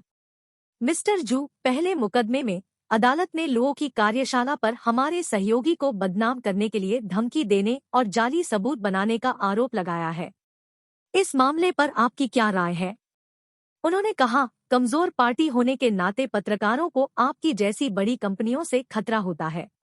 श्री चेन जियानबाई को धमकी देने के अलावा क्या कंपनी ने पहले कुछ अन्य लोगों को भी धमकी दी है? यह अफवाह है कि लो की कार्यशाला में एक नया बॉस है। क्या आपका नया बॉस एक ठग पृष्ठभूमि से आता है? जू गुआनसोंग पर एक के बाद एक कठोर सवाल उठाए गए। अध्याय 139 धन कमाने वाला। अनुवादक न्योइबो स्टूडियो, संपादक न्योइबो स्टूडियो। चोंगशान हाउस। चू युनशियोंग कार्यालय में बैठ गया और टीवी देख रहा था क्योंकि उसने लापरवाही से अपनी चाय पी ली और आराम किया। उसके चेहरे पर मुस्कान थी। जो कोई भी उसे नहीं जानता था वह मान लेगा कि वह सिर्फ एक औसत मध्यम आयु वर्ग का आदमी था। फिर भी जो लोग ऐसा करते हैं वे उन्हें एक महत्वाकांक्षी व्यवसायी के रूप में जानते हैं जो अपने अप्राप्य अधिकार और सामाजिक स्थिति के साथ सीढ़ी पर सबसे ऊपर खड़ा था। एक अन्य आदमी अपने कमरे में टीवी देख रहा था। आदमी अच्छी तरह से कपड़े पहने हुए था और सोने के ट्रिम चश्मा पहने हुए था। यह प्रसिद्ध वकील गे झोंगतियान था। टेलीविजन वर्तमान में जियांगचेंग न्यूज प्रसारित कर रहा था। लो कार्यशाला के खिलाफ नाराजगी रखने वाले पत्रकारों की पक्षपातपूर्ण रिपोर्टों के अलावा चेन जियानबो के लिए धन्यवाद, कुछ तटस्थ रिपोर्टर भी थे। ये तटस्थ पत्रकारों की रिपोर्ट जियांगचेंग चैनल की खबर पर समाप्त हुई। क्या लो कार्यशाला ने चेन जियानबो को नकली सबूतों के लिए धमकी दी और ब्लैकमेल किया, या क्या वास्तव में इसके पीछे एक और कहानी थी? चू युनशियोंग ने अपना सिर हिलाया और चाय की एक चुस्की ली क्योंकि उन्होंने स्क्रीन के नीचे बड़ी हेडलाइन को देखा और कहा, फेंग चांगलेई ने जियाओ लुओ को हल करने के लिए एक और गंभीर समस्या दी। गे झोंगटियन ने सिर हिलाया। लो की कार्यशाला के कानूनी विभाग के प्रमुख बो हेयू के लिए कोई मेल नहीं है। यहाँ तक कि मैं विश्वास के साथ नहीं कह सकता था कि मैं समय से पहले तैयारी करने के लिए पर्याप्त समय के बिना उसके साथ कानूनी बहस जीतने में सक्षम रहूंगा। यह कि लो कार्यशाला पहला परीक्षण हार जाएगी, उम्मीद है, लेकिन परिणामस्वरूप नए सवाल उठे हैं। ये लो की कार्यशाला के खिलाफ खरीदे गए जवाबी आरोपों पर संदेह पैदा कर सकते हैं। यह मंशा का सवाल है। एक गे झोंगतियान ने सिर हिलाया। लो की कार्यशाला के कानूनी विभाग के प्रमुख बो हेयू के लिए कोई मेल नहीं है। यहाँ तक कि मैं विश्वास के साथ नहीं कह सकता था कि मैं अपने मामले को आगे की तैयारी के लिए पर्याप्त समय के बिना उसके साथ कानूनी बहस जीतने में सक्षम रहूंगा। यह कि लो कार्यशाला पहले परीक्षण को खो देगी, उम्मीद है, लेकिन इस परीक्षण के परिणामस्वरूप नए सवाल उठे हैं। ये लोगों की कार्यशाला के खिलाफ खरीदे गए जवाबी आरोपों पर संदेह पैदा कर सकते हैं। यह मंशा का सवाल है। उन्होंने कहा, पहला सवाल पत्रकारों के समूह के बारे में है। उनमें से अधिकांश लोग कार्यशाला की प्रतिष्ठा को बर्बाद करने पर तुले थे। यह तब भी था जब इसका मतलब सार्वजनिक रूप से अशांति उठाना था। ऐसे समय में जहां सोशल मीडिया व्यवसाय और रोजमर्रा की जिंदगी में इतनी महत्वपूर्ण भूमिका निभाता है, लोगों की कार्यशाला को विश्वास की कमी और बिक्री दोनों में जबरदस्त नुकसान होगा यदि वे तदनुसार स्थिति का प्रबंधन नहीं करते हैं। पत्रकारों की हरकतें उकसाई हुई लगती हैं। तो उन्हें किसने रखा? पब फ्यूचर द्वारा विज्ञापन। इसके बाद फेंग चांगलेई न केवल बैठकर अपने व्यवसाय को गिरते हुए देख सकते थे। जियाओ लो ने अपने पुराने टेस्ट बड्स के दर्जनों ग्राहकों को छीन लिया। साफ है कि वह इसके लिए युवक से रंजिश रखता था, इसलिए उसका बदला लेने का मकसद है। लो कार्यशाला में लगाए गए जासूस की संभावना बहुत जल्द चल रही होगी। अंत में यदि लो कार्यशाला 5 दिनों में दूसरे परीक्षण के दौरान अधिक ठोस सबूत और गवाह विवरण प्रदान नहीं करती है, तो वे मुकदमा हार जाएंगे। इसके बाद उन्हें मीडिया को धमकाने और ब्लैकमेल करने के अपराध को अंजाम देना होगा, जो अदालत के उच्च अधिकारियों को और उत्तेजित करेगा और लो वर्कशॉप की प्रतिष्ठा को विनाशकारी अंत तक दाग देगा। यह किसके फायदे के लिए है? आपको क्या लगता है कि जियाओ लो क्या करेगा? चू युनशियाओंग ने मुस्कुराते हुए पूछा। यह एक ऐसा खेल है जिसे वह हारने के लिए बर्बाद कर दिया गया है। लो वर्कशॉप के प्रवेश द्वार पर इकट्ठा हुए 50 से 60 संवाददाताओं से निपटना पहले से ही मुश्किल है, यहाँ तक कि अदालत में चेन जियानबो के खिलाफ मुकदमे पर विचार किए बिना वह हिंसा का सहारा नहीं ले सकता है, और जितना अधिक वह समझाता है उतना ही गहरा छेद वह अपने लिए खोद रहा होगा। और अगर वह अपने गवाहों के बयानों में थोड़ी सी भी गलती करता है या इन सबूतों में से किसी में भी झूठ दिखाता है, तो इसे मीडिया द्वारा बढ़ाया जाएगा। यह कुछ ऐसा है जिसमें पत्रकार अच्छे हैं। यह एक ज्ञात तथ्य है कि जनता की राय को प्रभावित करने में उनका हाथ है, इसलिए लो कार्यशाला द्वारा उनसे कहे गए हर वाक्य और हर शब्द को बिना किसी खामी के पूरी तरह से साफ करना होगा। अन्यथा लो कार्यशाला उनकी कब्रों में चल रही होगी। गे झोंगटियन एक पल के लिए रुक गया क्योंकि वह पूरे मामले पर विचार कर रहा था। इसके बाद उन्होंने अपने चेहरे पर चश्मा लगाया और कहा, तो मुझे लगता है कि जियाओ लो आपकी मदद मांगने आएंगे। शायद उनके पास यही एकमात्र विकल्प बचा है। चू युनशियोंग की मुस्कुराहट इस पंक्ति को सुनते ही गहरी हो गई। उसने अपना चाय का कप मेज पर रखा और अपना हाथ हिलाते हुए कहा, नहीं, आप उसके साथ बहुत बातचीत नहीं करते हैं, इसलिए आप नहीं जानते कि वह कैसा है। जियाओ लो मुझसे मदद मांगने के लिए कभी नहीं आएगा। उसके पास अपना गर्व और अपनी महत्वाकांक्षाएं हैं। वह दूसरों के सामने झुकने से इनकार करता है, नहीं वह किसी पर एहसान करने के लिए तैयार है। वह सबसे अविश्वसनीय युवा व्यक्ति है जिसे मैंने कभी देखा है। ये झोंगडियन ने भौहें सिकोड़ी और पूछा, लेकिन अगर वह आपकी मदद नहीं मांगता है तो वह एक टुकड़े में इससे कैसे बाहर निकलेगा? यह वही है जिसे मैं देखने के लिए उत्सुक हूँ। चू युनशियोंग ने अपनी नज़र वापस टेलीविजन पर स्थानांतरित कर दी और कहा, जियाओ लो कोई ऐसा व्यक्ति है जो चमत्कार पैदा कर सकता है। यही कारण है कि मैं व्यक्तिगत रूप से उस युवक को इतना पसंद करता हूँ और उस पर अपना ध्यान दूंगा। हाल ही में जब फेंग चांगले पानी का परीक्षण करने के लिए उनसे मिलने आए थे, तब को याद करते हुए चू युनशियोंग ने तुरंत जियाओ लो की कार्य योजना को पकड़ लिया। फुके समूह के आदेश और टेस्ट बड्स के पूर्व ग्राहकों के कुछ दर्जन ऑर्डर अब जियाओ लो के हाथों में थे। यह इस बात का सबूत था कि जियाओ लो कितना दुर्जय और डरावना युवक था। उनके पास कौशल था जिसे अन्य लोग केवल रखने का सपना देख सकते थे। यहाँ तक कि अगर चू युनशियोंग जियाओ लो की स्थिति में होते तो कोई रास्ता नहीं था कि वह इस तरह की उपलब्धि हासिल कर पाते। वह मुस्कुराया और खुद से बुदबुदाया, गोल्डन कोई मछलियां पहले से ही आपके तालाब में हैं।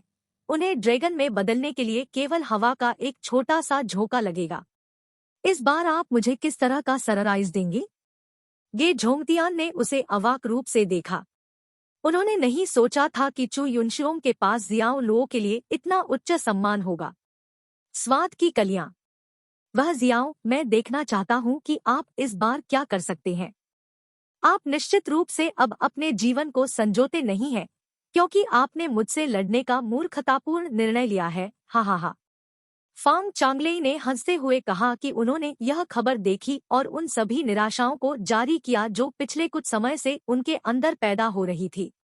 इस बार वह चाहता था कि लोगों की कार्यशाला बुरी तरह से प्रभावित हो और अपने पैरों पर वापस आने की कोई संभावना न हो। कार्यालय का दरवाजा अचानक खुला और फेंग शुलन अपने स्कूल की वर्दी में अभी भी अंदर चला गया। उसने उसे उत्सुकता से देखा और कहा, क्या अजीब है पिताजी, मैं आपको हॉलवे में हंसते हुए सुन सकता हूँ। पब फ्यूचर द्वारा विज्ञापन। एक महान बात, निश्चित रूप से। अपनी बेटी को अंदर जाते देख फांग चेंगले की आंखें स्नेह से भर आईं। लो वर्कशॉप के शीर्ष अधिकारी झूठ के माध्यम से अपनी प्रतिष्ठा को फिर से बनाने के लिए पत्रकारों और फर्जी सबूतों को धमकी देते हैं और ब्लैकमेल करते हैं। पिताजी, यह फिर से आपके भूखंडों में से एक है ना? फेंग शुलन ने तुरंत अनुमान लगाया कि इस खबर का उसके पिता से कुछ लेना देना है। फेंग चेंगलेई केवल उस पर मुस्कुराया और एक शब्द भी नहीं कहा, जिसका अर्थ है कि उसे समझाने की आवश्यकता नहीं थी। यह बहुत आश्चर्यजनक है, पिताजी। लो कार्यशाला आपके लिए एक मैच नहीं होगा, वे जल्द ही दिवालिया हो जाएंगे और हमारे टेस्ट बर्ड्स बाजार पर एकाधिकार कर लेंगे। फेंग शुलन ने उसे खुशी से थम्स अप दिया। फेंग चेंगलेई ने अपना सिर उठाया और धीरे से कहा, लो वर्कशॉप का वह जियाओ बच्चा अभी भी मेरा प्रतिद्वंद्वी बनने के लिए बहुत छोटा है। यह केवल मेरी आस्तीन पर एक छोटी सी चाल लेता है और उसकी बाहें पहले से ही बंधी हुई है। वह जियो बच्चा? फेंग शुलान ने एक पल के लिए चुपचाप देखा, क्योंकि उसके दिमाग में एक नाम कौंध रहा था, जियाओ लो। उसने वाइल्ड बोर रिज पर चू यू पर हमले को याद किया। उसे इससे पूरी तरह से उबरने में काफी समय लगा। यदि उन भाड़े के सैनिकों ने उसके दिमाग में इतनी मजबूत छाप छोड़ी तो जियाओ लो की उसकी स्मृति कम दर्दनाक नहीं थी। इसलिए जब उसने अपने पिता को वह जियाओ बच्चा कहते सुना तो उसने तुरंत इसे उस आदमी के साथ जोड़ दिया जिसने कभी उसे डर के माध्यम से नियंत्रित किया था। वह उस समय को कभी नहीं भूलेगी जब जियाओ लो ने उसे अपनी गर्दन से पकड़ा था। वह अनुभव ऐसा था जैसे मृत्यु का देवता उसके ठीक बगल में चला हो। इसने अभी भी उसकी रीढ़ की हड्डी को ठंडा कर दिया। हर बार उसने दृश्य को याद किया, उसने अपना सिर हिलाया, क्योंकि उसने अपने सिर से उन विचारों को हटाने की कोशिश की और फांग चांगलेई से चिल्लाया, पिताजी, मेरे पास पैसे नहीं हैं। अंत में उसने अपने मन की बात कह दी। क्या मैंने आपको आधे महीने पहले 1 लाख नहीं दिए थे?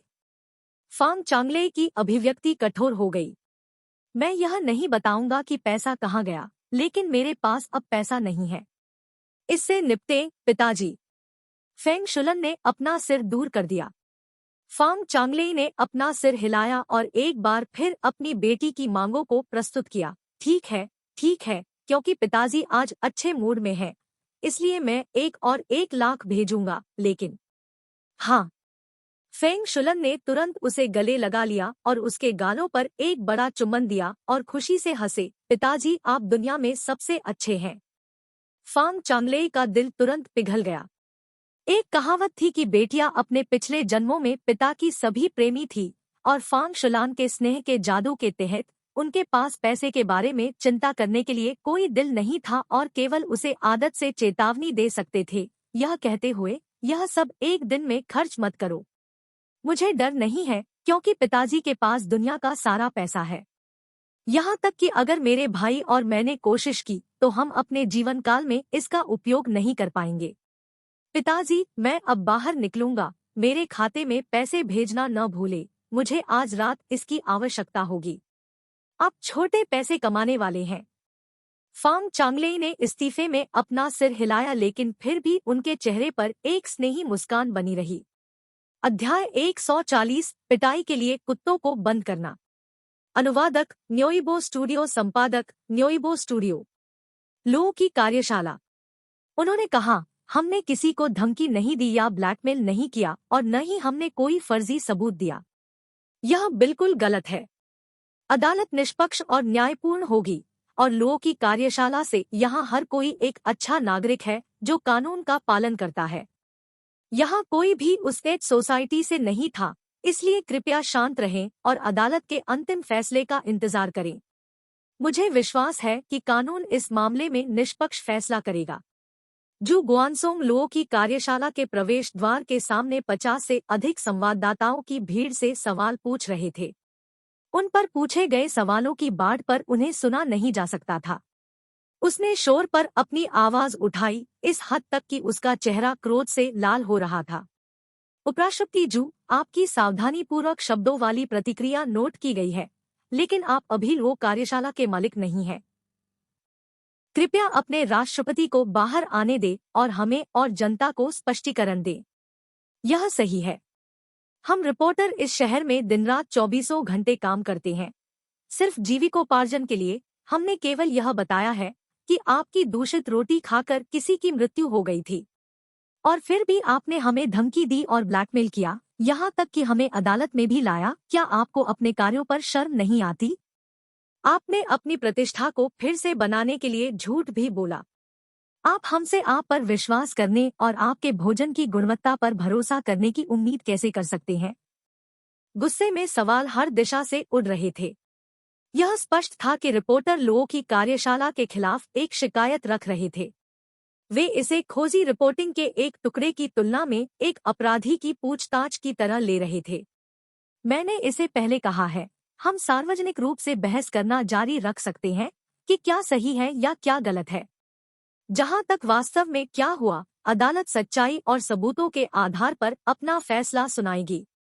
कृपया हमारे कार्यालय के प्रवेश द्वार के आसपास इकट्ठा न हो, यह हमारी कंपनी के दैनिक कार्यों में बाधा है। जू गुआनसोंग का गला आगे पीछे से सूख रहा था। उन्होंने फैसला किया कि यह भीड़ से पीछे हटने और पीने के लिए अपने कार्यालय लौटने का समय था। पानी पीने के बाद वह सीधे शियाओ लुओ के कार्यालय के लिए रवाना हो गए। जैसे ही उन्होंने जियाओ के कार्यालय में प्रवेश किया, उन्होंने इस्तीफे में अपना सिर हिलाया और आ भरी। ऐसा लगता है कि बाहर के रिपोर्टर तब तक आराम नहीं करेंगे जब तक वे आपको नहीं देखते। यह सब इसलिए हो रहा है क्योंकि मैं आपको पीछे हटने के लिए मना नहीं सका। जियाओ लुओ ने उनकी ओर देखा और कहा, और उपराष्ट्रपति जू को उन पर कोई ध्यान देने की आवश्यकता क्यों है? बस दिखावा करे कि वे मक्खियों का एक झुंड है। पब फ्यूचर द्वारा विज्ञापन।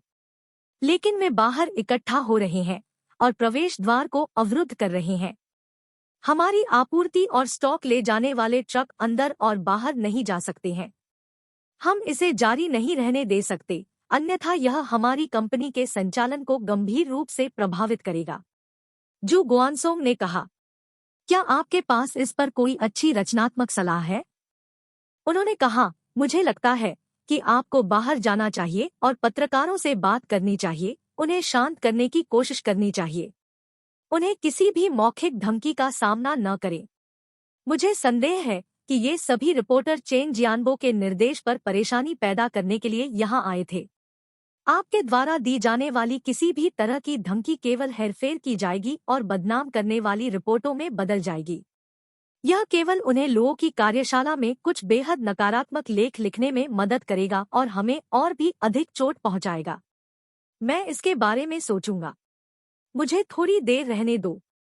मुझे उम्मीद है कि आप इस बार मेरे सुझाव को दिल से लेंगे।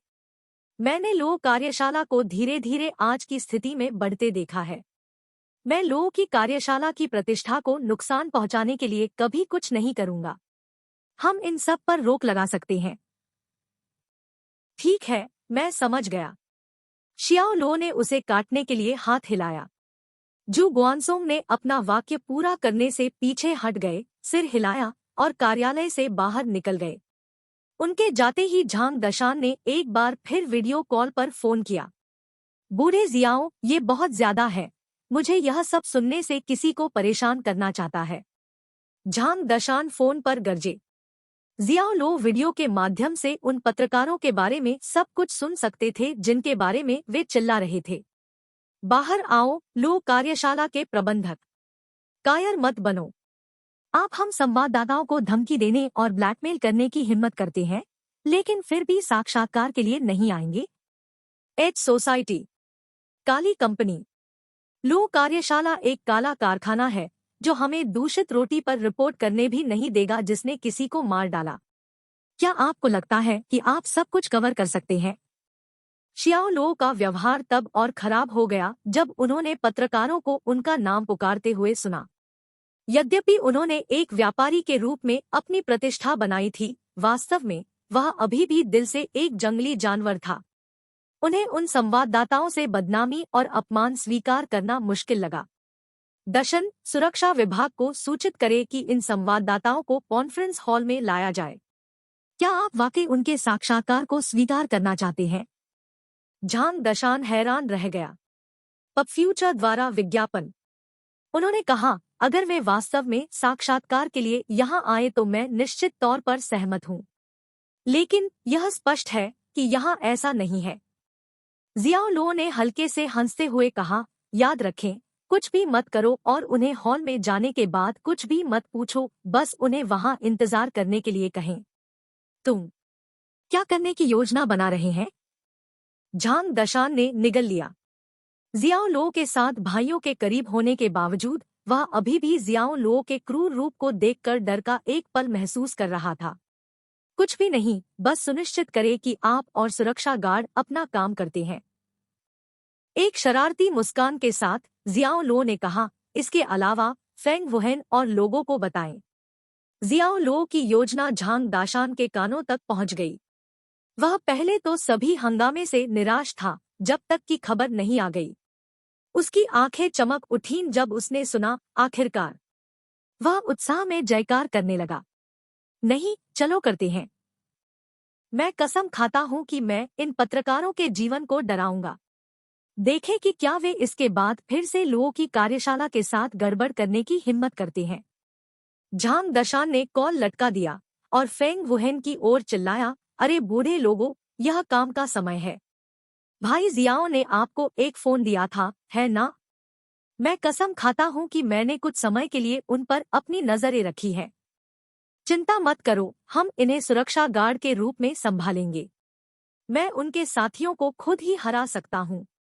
फेंग वुहेन ने उत्साह से चमकते हुए खुद को तैयार करते हुए अपनी आस्तीन ऊपर उठा ली। यह बहुत बकवास है। यह मत भूलो कि हम सुसंस्कृत पुरुष हैं और हम अपने हथियारों को चारों ओर चमकाते नहीं हैं। झांग दाशान ने अपने ड्रेसिंग डाउन का एक शो बनाया और यहाँ तक कि फेंग वुहेन और उनके बुद्धिहीन लोगों ने उन्हें देखा, फिर भ्रम में एक दूसरे को देखा। झांग दशान ने सुरक्षा प्रमुख से एक स्पीकर फोन पकड़ा। अपना गला साफ करते हुए उन्होंने संवाददाताओं से कहा, आप चोला पहनिए। ओ क्षमा करें, आप लोग जो जनता और हमारे मेहनती पत्रकारों का प्रतिनिधित्व करते हैं, सुनिए। मेरे पास कुछ अच्छी खबर है। हमारे बॉस आप लोगों से मिलने के लिए सहमत हुए। यहाँ कृपया हमें सम्मेलन हॉल में अनुसरण करें।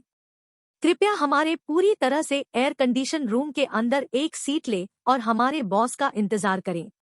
जब उन्होंने पत्रकारों को बुलाया तो उनकी जुबान फिसल गई और उन्होंने गलती कर दी। कचरा वह था जो उसने इन लोगों के बारे में महसूस किया, लेकिन उसने शुक्र है कि समय पर खुद को चेक किया। इमारत के प्रवेश द्वार पर मौजूद गार्डों ने नोटिस प्राप्त किया और रिमोट स्विच को विधिवत दबा दिया। स्वचालित दरवाजा धीरे धीरे खोला गया। स्टील साइड का दरवाजा बंद रहा, मुख्य रूप से आपातकालीन निकास के रूप में उपयोग किया गया। अब मैं इसी के बारे में बात कर रहा हूँ। हम बस हॉल में श्री जियाओ का इंतजार करेंगे। उन्हें जल्दी से आने के लिए कहें। हमारे साथ खेल मत खेलो, या हम लोगों की कार्यशाला में जो कुछ भी करते हैं उसे उजागर करेंगे। ऐसा लगता है कि आपकी कार्यशाला को पता है कि जनता के मूड को कैसे पढ़ा जाए। पत्रकारों की भीड़ वातानुकूलित हॉल में जाते समय खुश दिखाई दी, जो अपनी ठोड़ी को ऊपर उठाकर गर्व से झुकी हुई थी। झांग दाशान मुस्कुराए क्योंकि उन्होंने उन्हें अंदर निर्देशित किया, इस तरह कृपया, इस तरह कृपया। एक बार जब सभी रिपोर्टर इमारत में प्रवेश कर चुके थे तो उन्होंने सुरक्षा गार्डों पर एक नजर डाली। गार्ड ने तुरंत दरवाजा बंद कर दिया, जैसे कि वे पिटाई के लिए कुत्तों को एक घर में बंद कर रहे हों।